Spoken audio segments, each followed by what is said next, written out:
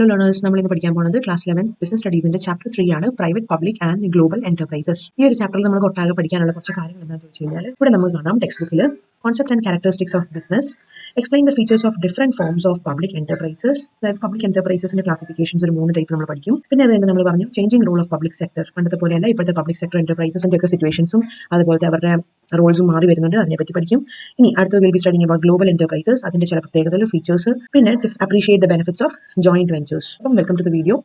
നമുക്ക് ക്ലാസ് പെട്ടെന്ന് തന്നെ തുടങ്ങിയേക്കാം. Will start with introduction. ഇവിടെ നമുക്ക് നോക്കാനുള്ളത്, അതായത് നമ്മുടെ സൊസൈറ്റി അല്ലെങ്കിൽ നമ്മുടെ ആ ഒരു എക്കോണമിയിൽ നോക്കിക്കഴിഞ്ഞാൽ നമ്മുടെ എന്റർപ്രൈസസ് അല്ലെങ്കിൽ ബിസിനസ് സ്ഥാപനങ്ങളെ നമുക്ക് രണ്ടായിട്ടാണ് മെയിൻ ആയിട്ട് ക്ലാസിഫൈ ചെയ്യുന്നത്. ഒന്നാമത്തെന്ന് പറയുമ്പോഴത്തേക്കും പ്രൈവറ്റ് സെക്ടർ, ഇനി രണ്ടാമത്തേത് എന്ന് പറയുമ്പോൾ പബ്ലിക് സെക്ടർ. അപ്പം പ്രൈവറ്റ് സെക്ടറും പബ്ലിക് സെക്ടറും. അപ്പം പ്രൈവറ്റ് സെക്ടർ എന്ന് പറയുമ്പോൾ നമ്മൾ മനസ്സിലാക്കേണ്ട ഒരു കാര്യം എന്ന് പറയുമ്പോൾ it is owned by private parties. അത് തന്നെയാണ് അവിടുത്തെ ഒരു ഓർത്തിരിക്കേണ്ട ഒരു ഫീച്ചർ. പ്രൈവറ്റ് പാർട്ടീസ് അല്ലെങ്കിൽ പ്രൈവറ്റ് ഇൻഡിവിജ്വൽസിന്റെ റൂള് അല്ലെങ്കിൽ അവർ തീരുമാനിക്കുന്ന കാര്യങ്ങളാണ് ഈ ഒരു പ്രൈവറ്റ് സെക്ടർ എങ്ങനെ റൺ ചെയ്തു പോകണം, അവിടുത്തെ റൂൾസ് ആൻഡ് പോളിസീസ് എങ്ങനെയാണ്, ഇതെല്ലാ കാര്യങ്ങളും ഒരു പ്രൈവറ്റ് സെക്ടറിലാണ് റൺ ചെയ്തു വരുന്നത്. ഇനി what is A public sector?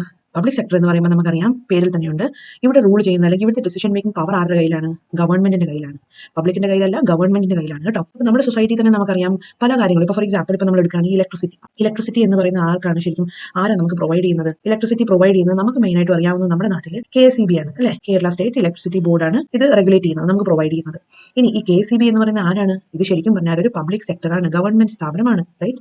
So ഗവൺമെന്റിന്റെ അധികാരത്തോടെയാണ് ഈ പറയുന്ന ഇലക്ട്രിസിറ്റി, അതുപോലെ വാട്ടർ, പിന്നെ അതുപോലെ ഈ സൊഫിസ്റ്റിക്കേറ്റഡ് ആയിട്ടുള്ള റിസോഴ്സസ്, അതായത് നമുക്ക് പെട്ടെന്ന് നമുക്ക് തീർന്നു പോകുന്ന റിസോഴ്സസ്, സ്കാർസ് ആയിട്ടുള്ള ഒത്തിരി കുറവുള്ള റിസോഴ്സസിനെയൊക്കെ നമ്മൾ ഗവൺമെന്റിന്റെ അണ്ടർടേക്കിങ്ങിലാണ് കൊടുത്തിരിക്കുന്നത്. പിന്നെ അതേപോലെ തന്നെ ട്രാൻസ്പോർട്ട് സിസ്റ്റം, അതേപോലെ തന്നെ ഫ്യൂവൽ മെക്കാനിസം, ഇതെല്ലാം എന്താണ് നമുക്ക് ഒത്തിരി എന്ന് വെച്ചാൽ നമുക്ക് വേസ്റ്റ് ആക്കാനില്ല. അപ്പൊ അതുകൊണ്ട് തന്നെ ഗവൺമെന്റിന്റെ കയ്യിലാണ് അത് ഏൽപ്പിച്ചിരിക്കുന്നത്. പിന്നെ കാലക്രമേണ എന്ത് സംഭവിക്കും?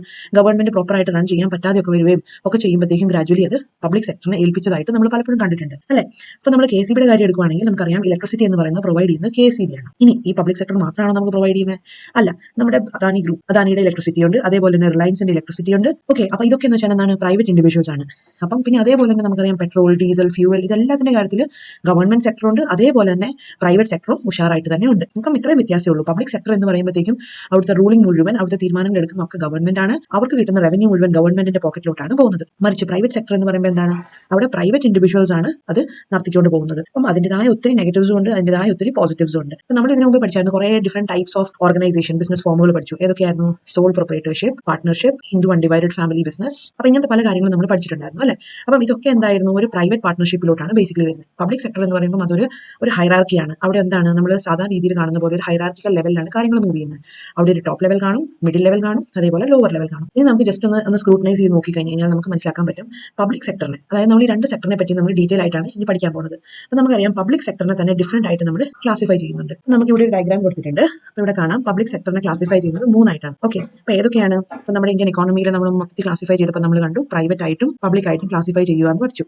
അപ്പോൾ പബ്ലിക് സെക്ടറിനെ തന്നെ നമുക്ക് ഫർദർ ക്ലാസിഫൈ ചെയ്യുന്നത് 3 ആയിട്ടാണ്. ഒന്നാമത്തത് ഡിപ്പാർട്ട്മെന്റൽ അണ്ടർടേക്കിംഗ്സ് എന്ന് പറയും, ഡിപ്പാർട്ട്മെന്റൽ അണ്ടർടേക്കിംഗ്സ്. ഇനി രണ്ടാമത്തെ എന്താണ്? Statutory corporations. മൂന്നാമത്താണ് ഗവൺമെന്റ് കമ്പനീസ്. ഇനി നമ്മുടെ പ്രൈവറ്റ് സെക്ടറിനെ നമ്മൾ ക്ലാസിഫൈ ചെയ്താലോ? അപ്പോൾ പലതരത്തിലുണ്ടെന്ന് നമ്മൾ കണ്ടു അല്ലെ, നമ്മൾ ഓൾറെഡി പഠിച്ചായിരുന്നു. സോൾ പ്രൊപ്രൈറ്റർഷിപ്പ് കൺസേൺ ഉണ്ട്, പിന്നെ അതേപോലെ തന്നെ പാർട്ട്ണർഷിപ്പ് ഫോം ഓഫ് ബിസിനസ് ഉണ്ട്, പിന്നെ നമ്മൾ കണ്ടു ജോയിന്റ് ഹിന്ദു ഫാമിലി ബിസിനസ് ഉണ്ട്, നെക്സ്റ്റ് കോപ്പറേറ്റീവ് സൊസൈറ്റീസ് ഉണ്ട്, പിന്നെ മൾട്ടിനാഷണൽ കമ്പനീസ് ഉണ്ട്, MNCകളൊക്കെ ഉണ്ട് അല്ലെ. അപ്പോൾ ഇതൊക്കെ എന്ന് വെച്ചാൽ പ്രൈവറ്റ് ഓണർഷിപ്പിലുള്ളതാണെന്ന് നമുക്ക് മനസ്സിലാക്കാം. ഇനി നമ്മൾ ബേസിക്കലി പഠിക്കാൻ പോകുന്നത് പബ്ലിക് സെക്ടറിനെ പറ്റിയാണ്, അതായത് departmental undertaking, statutory corporations and government companies. അപ്പോൾ ഈ 3 കാര്യങ്ങളെ പറ്റിയാണ് നമ്മുടെ ഈ ഒരു ചാപ്റ്റർ മൂവ് ചെയ്യുന്നത്. അപ്പം ഈ ഏറ്റവും ആദ്യമേ നമ്മൾ പഠിക്കാനുള്ള ഏതാണ്? ഇതിൽ ഡിപ്പാർട്ട്മെന്റൽ അണ്ടർടേക്കിംഗ്സ് ആണ്. അപ്പോൾ ഇതിന് നമുക്കറിയാം ഇത് ഗവൺമെന്റിന്റെ ഒരു ഡിപ്പാർട്ട്മെന്റ് ആണ്, അതായത് ഗവൺമെന്റ് നേരിട്ട് റൂൾസും പോളിസീസും ഒക്കെ പുറപ്പെടുവിച്ചിട്ട് ഈ ഡിപ്പാർട്ട്മെന്റുകൾക്ക് ഓരോ റൂൾസ് കൊടുക്കും. അതായത് എങ്ങനെ അവർ പ്രവർത്തിക്കണം, അല്ലെങ്കിൽ എന്താണ് പ്രോപ്പർ ആയിട്ടുള്ള ഓരോ റൂൾസും പോളിസീസ് ഒക്കെ ഉണ്ട്. അപ്പോൾ ഇവർക്ക് സ്വന്തമായിട്ട് എന്ത് ചെയ്യാൻ പറ്റില്ല, ഇവരുടെ ആക്ടിവിറ്റീസ് മുന്നോട്ട് കൊണ്ടുപോകാൻ പറ്റില്ല. ഇപ്പോൾ ഫോർ എക്സാമ്പിൾ എംപ്ലോയീസിനെ സെലക്ട് ചെയ്യുന്ന കാര്യത്തിലാണെങ്കിലും ഇവർക്കൊന്നും റൂൾസ് ഇവർക്ക് സ്വന്തമായിട്ട് ചെയ്യാൻ പറ്റില്ല. മറിച്ച് ഈ എന്റർപ്രൈസസിന്റെ സ്പെഷ്യാലിറ്റി എന്താണ്? ഇത് ഗവൺമെന്റിന്റെ തന്നെ ഒരു ഡിപ്പാർട്ട്മെന്റ് ആണ്. ഇനി ഇതിന്റെ ഒക്കെ 2-3 എക്സാമ്പിൾസ് ആയിട്ട് നമുക്ക് പഠിക്കാം. അത് ഏതൊക്കെയാണ്? ഫോർ എക്സാമ്പിൾ റെയിൽവേസ്, പിന്നെ അതേപോലെ നമ്മുടെ പോസ്റ്റൽ ഡിപ്പാർട്ട്മെന്റ്. ഓക്കെ, അപ്പോൾ ഇവരുടെ ഒക്കെ സ്പെഷ്യാലിറ്റി എന്താ നമ്മൾ ആലോചിച്ച് നോക്കി. റെയിൽവേ അല്ലെ, റെയിൽവേയിലോട്ട് സാധാരണ നമ്മുടെ ഒരു ഇന്റർവ്യൂ വഴിയൊക്കെ കയറുന്നത് എങ്ങനെയാണ്? നമ്മൾ എങ്ങനെയൊക്കെ ഉന്തി തള്ളി കയറുവാണോ ചെയ്യുന്നത്?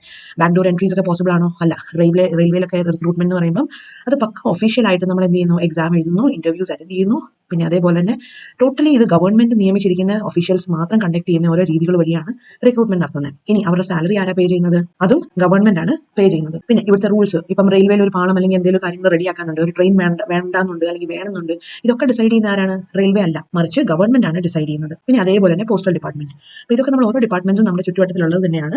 പക്ഷേ ഇതിന്റെ വ്യത്യാസം എന്ന് പറയുമ്പോൾ ഇതൊക്കെ തന്നെയാണ്. അൾട്ടിമേറ്റ് അതോറിറ്റി എന്ന് പറയുമ്പോൾ ഗവൺമെന്റ് തന്നെ ആണ്. ഇനി എന്തൊക്കെയാണ് നമുക്ക് ഓൾറെഡി അറിയാം, ചിലപ്പോൾ നമ്മൾ പഠിച്ചിട്ടുണ്ട്. മെറിറ്റ്സ്, ചിലപ്പം ഡിമെറിറ്റ്സും ഉണ്ടാവാം അല്ലെ, ഏതൊരു കാര്യത്തിനുണ്ടെന്ന് അറിയാലോ അല്ലെ. അപ്പം ഈ ഒരു പെർട്ടിക്കുലർ ഡിപ്പാർട്ട്മെന്റ് അണ്ടർടേക്കിംഗ്സിന്റെ സ്പെഷ്യാലിറ്റി എന്താണ്? ഇവർക്ക് ശരിക്കും പറഞ്ഞാൽ ഒരു എത്ര മാനേജ്മെന്റ് സ്കിൽ ഇല്ലാത്ത ഒരു ഡിപ്പാർട്ട്മെന്റ് ആണെങ്കിൽ പോലും അവർക്ക് ഒത്തിരി കഷ്ടപ്പെടേണ്ടി വരില്ല. എന്തുകൊണ്ടാണ്? Because rules and policies already frame ചെയ്ത് വെച്ചിട്ടുണ്ട് ഗവൺമെന്റ്. അപ്പം നമുക്ക് സ്വന്തമായിട്ടുള്ള റൂൾസോ അല്ലെങ്കിൽ ഇതൊന്നും എടുത്ത് പയറ്റേണ്ട ആവശ്യം ഇല്ല. അപ്പോൾ ഇതിന്റെ ബേസിക് അഡ്വാൻറ്റേജസ് നമുക്ക് നോക്കാം. Effective control over their operations, അതായത് എഫക്റ്റീവ് ആയിട്ടുള്ള കൺട്രോൾ പോസിബിൾ ആണ്. അതല്ല എങ്കിൽ ഇന്ത്യ പോലത്തെ ഇത്രയും വലിയ കൺട്രിയിൽ നമ്മൾ ഓരോ ഡിപ്പാർട്ട്മെന്റും ഓരോ നാട്ടിലെ ഓരോ രീതിയിലാണ് പ്രവർത്തിക്കുന്നതെങ്കിൽ നമുക്ക് ഒത്തിരി ബുദ്ധിമുട്ടായിരിക്കും എല്ലാം കൂടി ഇന്റഗ്രേറ്റ് ചെയ്യാൻ വേണ്ടിയിട്ട്, ഒന്നിച്ച് കൊണ്ടുവരാൻ വേണ്ടിയിട്ട്. അപ്പം ഗവൺമെന്റ് കോമൺ ആയിട്ടുള്ള റൂൾ എല്ലായിടത്തും പുറപ്പെടുവിക്കുമ്പോൾ അത് എക്സിക്യൂട്ട് ചെയ്യാൻ ഒത്തിരി ഈസിയാണ്. നെക്സ്റ്റ് ഇവിടെ പറയുന്നത് പബ്ലിക് അക്കൗണ്ടബിലിറ്റി, അതായത് പബ്ലിക്കിനുള്ള അക്കൗണ്ടബിലിറ്റി, അതായത് റെസ്പോൺസിബിലിറ്റി എന്നൊക്കെ വേണമെങ്കിൽ പറയാം. അതൊക്കെ നമുക്ക് റിയൽ ലൈഫിൽ നമുക്ക് തോന്നും എത്രമാത്രം അക്കൗണ്ടബിൾ ആണ് എന്നൊക്കെ രീതി തോന്നും റീസെന്റ് ഉള്ള ന്യൂസുകളൊക്കെ കേൾക്കുമ്പോൾ. പക്ഷെ എന്നാൽ പോലും ഗവൺമെന്റിന്റെ മെയിൻ ഉത്തരവാദിത്തം എന്താണ്? പബ്ലിക്കിനെ സേവിക്കുക, പബ്ലിക്കിന്റെ നന്മയ്ക്ക് വേണ്ടി പ്രവർത്തിക്കുക എന്നുള്ളത് ആണ്. ഈ ഇതേ സ്ഥാനത്ത് ഒരു പ്രൈവറ്റ് പാർട്ടി ആണെങ്കിലോ സ്വാഭാവികമായിട്ടും അവരൊരു 10 രൂപ ഇൻകം കിട്ടിക്കഴിഞ്ഞാൽ അവർ അതിൽ നിന്ന് 8 രൂപയും അടിച്ചു മാറ്റാനായിരിക്കും നോക്കുന്നത്, റൈറ്റ്? സോ ഗവൺമെന്റ് എന്ന് പറയുന്നത് ഉദ്ദേശിക്കുന്നത് എന്താണ്? അവർ ചെറിയ ടാക്സ് പിടിച്ചിട്ട് ബാക്കിയുള്ള എല്ലാം ഗവൺമെന്റ് അല്ലെങ്കിൽ രാജ്യത്തിന്റെ നന്മയ്ക്ക് വേണ്ടിയിട്ട് വിനിയോഗിക്കുക എന്നുള്ളതാണ് അവർ ഉദ്ദേശിക്കുന്നത്. ഇനി അടുത്തതെന്ന് വെച്ചാൽ റിഗാർഡിംഗ് സെക്യൂരിറ്റി, അതായത് നമ്മുടെ സെക്യൂരിറ്റി എന്ന് പറയുമ്പോൾ എന്താ ഉദ്ദേശിക്കുന്നത്? അതായത് നമ്മുടെ വളരെ സൊഫിസ്റ്റിക്കേറ്റഡ് ആയിട്ടുള്ള റിസോഴ്സസ് ആണ് വാട്ടർ, ഇലക്ട്രിസിറ്റി, പിന്നെ അതേപോലെ ഇങ്ങനത്തെ ഈ സോഴ്സസ് എന്ന് പറയുമ്പോഴത്തേക്കും വളരെ നമുക്ക് കുറവ് ലഭ്യമായിരിക്കുന്ന ഓരോ റിസോഴ്സസ് ആണ്. അപ്പം ഇതിന് പ്രൈവറ്റ് പാർട്ടീസിന്റെ കയ്യിൽ കൊടുത്തു കഴിഞ്ഞാൽ അവർ എന്ത് ചെയ്യും? അത് ചൂഷണമായി പോകാനുള്ള സാധ്യതയുണ്ട്. അപ്പോൾ അതുകൊണ്ട് തന്നെ നമ്മൾ ഈ പറഞ്ഞ റിസോഴ്സസ് എല്ലാം ഗവൺമെന്റിന്റെ കയ്യിൽ കൊടുത്ത് സെക്യൂർ ആക്കുന്നു എന്നും കൂടി ഒരു മെറിറ്റ് ആയിട്ട് ഇവിടെ പറയുന്നുണ്ട്. ഇനി അടുത്താണ് നമുക്ക് കുറച്ച് ഡിസഡ്വാൻറ്റേജസ് നോക്കേണ്ടത്, അതായത് ഡിപ്പാർട്ട്മെന്റൽ അണ്ടർടേക്കിംഗ്സിന്റെ ഡിസഡ്വാൻറ്റേജ് എന്താണ്? ഇവിടെ എന്ന് പറയുമ്പോഴത്തേക്കും നമുക്കറിയാം ഗവൺമെന്റ് ചില റൂൾസ് ആൻഡ് പോളിസീസ് ഈ ഓരോ ഡിപ്പാർട്ട്മെന്റിനോട്ട് ഏൽപ്പിച്ചിരിക്കുകയാണ്. അപ്പോൾ ഈ ഡിപ്പാർട്ട്മെന്റൽ ലെവലിൽ കുറച്ച് സ്കില്ലുള്ള എംപ്ലോയീസോ എന്തെങ്കിലുമൊക്കെ ഉണ്ട്, അവരുടേതായ പ്രോപ്പർ ഡിസിഷൻസ് എടുക്കാനുള്ള ഒരു വേദി ഇവിടെ ഇല്ല. അപ്പം സ്കിൽഡ് വർക്ക് ഫോഴ്സിനുള്ള ഒരു പ്ലേസ് അല്ല എന്ത് ഡിപ്പാർട്ട്മെന്റൽ അണ്ടർടേക്കിംഗ്സ്. അപ്പോൾ അതുകൊണ്ട് തന്നെയാണ് നമ്മൾ ശരിക്കും പറഞ്ഞാൽ ആൾക്കാർ പറയും പ്രൈവറ്റ് ആയിട്ടുള്ള ജോലി സ്ഥലങ്ങളിൽ നമ്മൾ വർക്ക് ചെയ്താലാണ് ശരിക്കും നമുക്ക് ഗ്രോത്ത് ഉള്ളത്. ബിക്കോസ് ഗവൺമെന്റൽ ഡിപ്പാർട്ട്മെന്റ്സിലൊക്കെ വർക്ക് ചെയ്ത് കഴിഞ്ഞാൽ അവിടെ ഒരു ജോബിന് സെക്യൂരിറ്റി ഉണ്ടെന്നേ ഉള്ളൂ. ജോബ് ഉണ്ടോ എന്ന് ചോദിച്ചാൽ അതിന് സെക്യൂരിറ്റി ഉണ്ടെന്നേ ഉള്ളൂ. പക്ഷേ നമ്മൾ ഡേ 1 എങ്ങനെ കയറുന്നു അതേ രീതിയിലായിരിക്കും റിട്ടയർമെന്റിന്റെ ദിവസവും നമ്മുടെ അറിവുണ്ടാകുക. പക്ഷേ പ്രൈവറ്റ് പാർട്ടീസ് അങ്ങനെയല്ല. പ്രൈവറ്റിൽ നമ്മൾ ഡേ 1 കയറുന്നതിനേക്കാളും ഒത്തിരി അഡ്വാൻസ് ആയിട്ട് നമ്മൾ ഇംപ്രൂവ് ആയാൽ മാത്രമാണ് നമ്മളത് ഗ്രോത്ത് ഉണ്ടാവുള്ളൂ. അപ്പം ഗ്രോത്ത് ഉണ്ടാകുക എന്ന് പറയുമ്പോൾ സ്വാഭാവികമായിട്ടും അത് നമ്മുടെ ആ ഒരു വർക്കിനെയും അതുപോലെ പ്രോഫിറ്റബിലിറ്റിനെയും ഒക്കെ ഇൻക്രീസ് ചെയ്യുന്ന കാര്യങ്ങളാണ്. അപ്പോൾ അതുകൊണ്ട് തന്നെയാണ് ഒത്തിരി ആൾക്കാരും ഗവൺമെന്റ് ജോബ്സിനെക്കാളും കൂടുതൽ പ്രിഫർ ചെയ്യുന്നത് പ്രൈവറ്റ് ജോബ്സിലോട്ട് ചിന്തിക്കുന്നത്. അപ്പോൾ വീണ്ടും അടുത്ത് നമ്മൾ നോക്കുകയാണെങ്കിൽ അടുത്ത് പറയുന്നത് these enterprises are unable to take advantage of business opportunities. അതായത് ഒരു പ്രൈവറ്റ് സെക്ടർ ആണെന്നുണ്ടെങ്കിൽ അവർ തീർച്ചയായും ബിസിനസ്സിലെ ഓരോ നല്ല നിമിഷങ്ങൾ അല്ലെങ്കിൽ ഓപ്പർച്യൂണിറ്റീസ് വരുമ്പോൾ അതിനെ യൂസ് ചെയ്യും, ഓപ്പർച്യൂണിറ്റീസ് വരുമ്പോൾ അതിനെ വിനിയോഗിക്കും. അതനുസരിച്ച് എങ്ങനെ അവർക്ക് പ്രോഫിറ്റ് കൊയ്യാം എന്നുള്ളത് അവർ ചിന്തിക്കും. പക്ഷേ ഒരു ഗവൺമെന്റ് സ്ഥാപനം ആകുമ്പോഴത്തേക്കോ ഇല്ല, അവർക്ക് അത്രയും ചിന്തിക്കേണ്ടേ അല്ലെങ്കിൽ അത്രയും ഒരു കോഷ്യസ് ആവേണ്ട ആവശ്യമില്ല. ഇനി ആയാൽ പോലും ഡിപ്പാർട്ട്മെന്റിൽ നിന്ന് നമുക്ക് ഗവൺമെന്റിൽ നിന്ന് ഒരു അംഗീകാരം കിട്ടണമെന്നുണ്ടെങ്കിൽ ഒത്തിരി നൂലാമാലകളും ഫോർമാലിറ്റീസും കടന്നു ചെന്നാൽ മാത്രമായിരിക്കും അത് പോസിബിൾ ആവുന്നത്. പിന്നെ അടുത്തൊരു വലിയൊരു പ്രോബ്ലം എന്ന് വെച്ചാൽ നമുക്കറിയാം പൊളിറ്റിക്കൽ ഇന്റർഫിയറൻസസ്. അപ്പം ഏത് ഗവൺമെന്റ് ആണോ ഭരിക്കുന്നത് അവരുടെ ആ ഒരു മെന്റാലിറ്റി ആയിരിക്കും അവിടെ പ്രിവെയിൽ ചെയ്യുന്നത്. അതായത് നമ്മുടെ ഗവൺമെന്റ് ഏത് രീതിയിലുള്ളതായിരിക്കും എന്നുള്ളതനുസരിച്ചായിരിക്കും നമ്മുടെ ഗവൺമെന്റ് പോളിസീസും ഗവൺമെന്റ് ഡിപ്പാർട്ട്മെന്റുകളൊക്കെ പ്രവർത്തിക്കുന്നത്. ഇനി അടുത്തൊരു കോൺസെപ്റ്റ് ആണ് സ്റ്റേറ്റ്യൂട്ടറി കോർപ്പറേഷൻസ്. ഇനി വാട്ട് ആർ സ്റ്റേറ്റ്യൂട്ടറി കോർപ്പറേഷൻസ് എന്ന് ചോദിച്ചു കഴിഞ്ഞാൽ ഇവിടെ സ്പെഷ്യാലിറ്റി എന്താണ്? നേരിട്ടുള്ള ഒരു ഗവൺമെന്റിന്റെ കൺട്രോൾ ഇല്ല ഇവിടെ. പക്ഷേ ഇവ എങ്ങനെയാണ് എക്സിസ്റ്റൻസിൽ വരുന്നത്, എങ്ങനെയാണ് ലൈഫ് ആവുന്നത് ഇവർക്ക്? It is existed by a special act by the parliament. അതായത് പാർലമെന്റിൽ സ്പെഷ്യൽ ആയിട്ട് പാസ് ചെയ്യപ്പെടുന്ന ഒരു ആക്ടിന്റെ അടിസ്ഥാനത്തിലാണ് ഇങ്ങനത്തെ കമ്പനികൾ, ഇങ്ങനത്തെ സ്ഥാപനങ്ങൾ നിലവിൽ വരുന്നത്, എക്സിസ്റ്റ് ചെയ്യുന്നത്. ഇനി ഇതിന്റെ ചില എക്സാമ്പിൾസ് എന്തൊക്കെ നമുക്ക് പറയാൻ പറ്റും? ഇനി നമുക്ക് പറയാൻ പറ്റും, ഇതിന്റെ എക്സാമ്പിൾസ് ആയിട്ട് പറയാൻ പറ്റുന്നതാണ് RBI. നമുക്കറിയാം, കേട്ടിട്ടുണ്ട് അല്ലെ? ബാങ്കുകളെ, നമ്മുടെ ഇന്ത്യയിലുള്ള ബാങ്കുകളെയൊക്കെ റൂൾ ചെയ്യുന്ന ഒരു സ്ഥാപനമാണ്, ഒരു സ്റ്റേറ്റ്യൂട്ടറി ബോഡിയാണ് RBI എന്നറിയാം. RBI എന്ന് പറയുമ്പോഴത്തേക്കും ഒരിക്കലും ഒരു ഗവൺമെന്റ് സ്ഥാപനം എന്ന് പറയാൻ പറ്റില്ല, അതൊരു സ്റ്റേറ്റ്യൂട്ടറി കോർപ്പറേഷൻ ആണ്. പിന്നെ അതേപോലെ തന്നെ SBI, സർക്കാരിന് നേരിട്ടുള്ള ബാങ്ക് എന്ന് പറയാമോ? ഇല്ല. SBI ബാങ്കുകൾ എന്ന് പറയുമ്പോഴത്തേക്കും അത് വീണ്ടും ഒരു സ്റ്റേറ്റ്യൂട്ടറി കോർപ്പറേഷൻ ആണ്. അതിന് സ്പെഷ്യൽ ആയിട്ടുള്ള ബോഡീസ് ഒക്കെ ഉണ്ട്. അപ്പം ആ ഒരു ആക്ട് പ്രകാരം പറഞ്ഞിരിക്കുന്ന റൂൾസും പോളിസീസുമാണ് ഈ പറയുന്ന സ്ഥാപനങ്ങൾ ഫോളോ ചെയ്യുന്നത്. ഇനി അതുകൂടാണ്ട് LIC, ലൈഫ് ഇൻഷുറൻസ് കോർപ്പറേഷൻ, അതേപോലെ തന്നെ നമ്മൾ കോമേഴ്സുകാർ പഠിച്ചിറങ്ങുമ്പോൾ നമ്മുടെ പഠിക്കാൻ പറ്റുന്ന ഒരു പ്രൊഫഷണൽ കോഴ്സാണ് CA, CS, CMA ഒക്കെ. അപ്പോൾ അതിനെ അപ്രൂവ് ചെയ്യുന്ന authority ICMA, cost and management accounts of India, ഇതെല്ലാം എന്താണ്? ഇവരെല്ലാവരും ഈ ഒരു കാറ്റഗറിയിൽ വരുന്ന സ്ഥാപനങ്ങളാണ്, സ്റ്റേറ്റ്യൂട്ടറി കോർപ്പറേഷൻസ്. അപ്പോൾ ഇവിടുത്തെ ഒരു ഫീച്ചേഴ്സ് എന്തൊക്കെയാണ് നമുക്ക് പറയാൻ പറ്റുന്നത്? ഇതിന്റെ ഫീച്ചേഴ്സ് എന്ന് പറയുമ്പോഴത്തേക്കും നമുക്ക് പറയാൻ പറ്റുന്നത് ഇതെന്ന് വെച്ചാൽ സ്റ്റേറ്റ്യൂട്ടറി കോർപ്പറേഷൻ ആണെന്ന് അറിയാലോ. അപ്പം ഇതിന്റെ നിയമങ്ങൾ തീരുമാനിക്കുന്നത് ഗവൺമെന്റ് അല്ല, ഒരിക്കലുമല്ല, മറിച്ച് ഈ ആക്ട് ആണ്. ഏത് ആക്ട് ആണ്? സ്പെഷ്യൽ ആക്ട് ഓഫ് പാർലമെന്റ് ആണ്. പാർലമെന്റ് നിയമിച്ചിരിക്കുന്ന കുറെ റൂൾസും പോളിസീസും അനുസരിച്ചാണ് ഈ സ്ഥാപനങ്ങൾ റൺ ചെയ്യാൻ പറ്റുന്നത്. ഇനി രണ്ടാമത്തത് പറയുകയാണെങ്കിൽ ഗവൺമെന്റിന് എന്താണ് ഇവിടുത്തെ ഫിനാൻഷ്യൽ റെസ്പോൺസിബിലിറ്റി ഉണ്ട്. ഫിനാൻഷ്യൽ റെസ്പോൺസിബിലിറ്റി മുഴുവൻ ഗവൺമെന്റിന്റെ കയ്യിൽ ആണ്. അപ്പം ഇതൊരു സ്റ്റേറ്റ്യൂട്ടറി കോർപ്പറേഷൻ ആണ് എന്ന് പറഞ്ഞാൽ പോലും ഇവർക്ക് സ്വന്തമായിട്ട് എന്തു ആവാം എന്നല്ല. തീർച്ചയായും നമ്മൾ പറഞ്ഞു ഒരു ബിസിനസ്സും അതിന്റെ വ്യക്തികളും തമ്മിൽ ഡിഫറൻസ് ഉണ്ടെന്ന് പറഞ്ഞു അല്ലെ. അപ്പൊ ഇതേപോലെ തന്നെയാണ് ഈ സ്ഥാപനങ്ങൾ എന്തെങ്കിലും രീതിയിൽ ഫ്രോഡ് വരുത്തോ എന്തെങ്കിലും ചെയ്യുവാണെങ്കിൽ അല്ലെങ്കിൽ ഇവരോട് ആരെങ്കിലും ചെയ്യുവാണെങ്കിൽ ഇവർക്ക് അങ്ങോട്ടും കേസ് ഫയൽ ചെയ്യാനുള്ള സ്യൂ ചെയ്യാനുള്ള അവകാശമുണ്ട്. അതേപോലെ തന്നെ ഗെറ്റ് സ്യൂഡ്, അതായത് ഇവർക്കെതിരെ കേസ് ഫയൽ ചെയ്യപ്പെടാനുള്ള അവകാശം ജനങ്ങൾക്ക് ഉണ്ട്. ഇനി നാലാമത്തെ ഒരു പോയിന്റ് പറയുകയാണെങ്കിൽ the employees of the firm, അതായത് SBIയുടെ എംപ്ലോയീസ് എന്ന് പറയുമ്പോൾ ഒരിക്കലും അവർ ഗവൺമെന്റ് സ്റ്റാഫ് അല്ല. അങ്ങനെ ഒരിക്കലും തെറ്റിദ്ധരിക്കരുത്. RBI ആണെങ്കിലും LIC ആണെങ്കിലും ഒന്നും അവർ നേരിട്ട് ഗവൺമെന്റിന്റെ സ്റ്റാഫ് അല്ല. അവരുടെ എംപ്ലോയ്മെന്റ് കണ്ടീഷൻസും കാര്യങ്ങളും ഒക്കെ തീരുമാനിക്കുന്നത് എവിടെയാണ്? ഈ ആക്ടിൽ തന്നെ ആണ്. ഇനി ഇതിനുകൊണ്ട് ചില മെറിറ്റ്സും ഡിമെറിറ്റ്സും. എന്തൊക്കെയായിരിക്കാം മെറിറ്റ്സ്? ഇവിടെ തീർച്ചയായും ആദ്യത്തെ മെറിറ്റ് പറയുന്നത് എന്താണ്? ഇൻഡിപെൻഡൻസ് ആണ് അല്ലെ. ഇൻഡിപെൻഡൻസ്, അതായത് ഇവർക്ക് സ്വമേധയാ ഡിസിഷൻസ് എടുക്കാനുള്ള ഒരു പവർ ഉണ്ട്. ഗവൺമെന്റിന്റെ നമുക്ക് സിസ്റ്റം നോക്കിയിരിക്കേണ്ട ആവശ്യം ഇല്ല. അപ്പൊ ഇനി നെക്സ്റ്റ് ആണെന്ത്? ഇവരുടെ ശരിക്കും പറഞ്ഞാൽ ബഡ്ജറ്റ് അല്ലെങ്കിൽ ഈ പറഞ്ഞ സ്ഥാപനങ്ങൾ റൺ ചെയ്യാൻ വേണ്ടി ബഡ്ജറ്റ് പ്രൊവൈഡ് ചെയ്യുന്നത് സെൻട്രൽ ബഡ്ജറ്റിൽ നിന്നാണ്. അതായത് ഗവൺമെന്റിന്റെ ഡയറക്റ്റ് ഇന്റർഫിയറൻസ് ഒന്നും ഈ ഒരു സ്ഥാപനങ്ങൾക്ക് ഇല്ല. ഗവൺമെന്റ് പക്ഷേ ഹോൾസോൾ റെഗുലേറ്ററി ആണെന്നുള്ളതായി നമ്മളിവിടെ പഠിച്ചു നോക്കുന്നുണ്ടല്ലോ അല്ലെ. പക്ഷേ അതിലുപരി എന്താണ് ഗവൺമെന്റിന്റെ ഒത്തിരി ഇപ്പം ഇൻകത്തിന്റെ കാര്യത്തിലും റിസീപ്റ്റിന്റെ കാര്യത്തിലും ഒന്നും വലിയ കൂടുതൽ പ്രശ്നങ്ങളൊന്നും ഗവൺമെന്റ് ഇങ്ങനെ ഇടപെടാറില്ല. ഈ മൂന്നാമത്തെന്ന് പറയുമ്പോഴത്തേക്കും ഇവർക്ക് സ്വമേധയാലുള്ള ഡിസിഷൻസ് എടുക്കാനുള്ള പവർ ഉണ്ടെന്ന് പഠിച്ചു. അപ്പൊ അതുകൊണ്ട് തന്നെ ഇവർക്ക് എന്താണ് they contribute to the nation's economic development എന്ന് വേണമെങ്കിൽ പറയാം.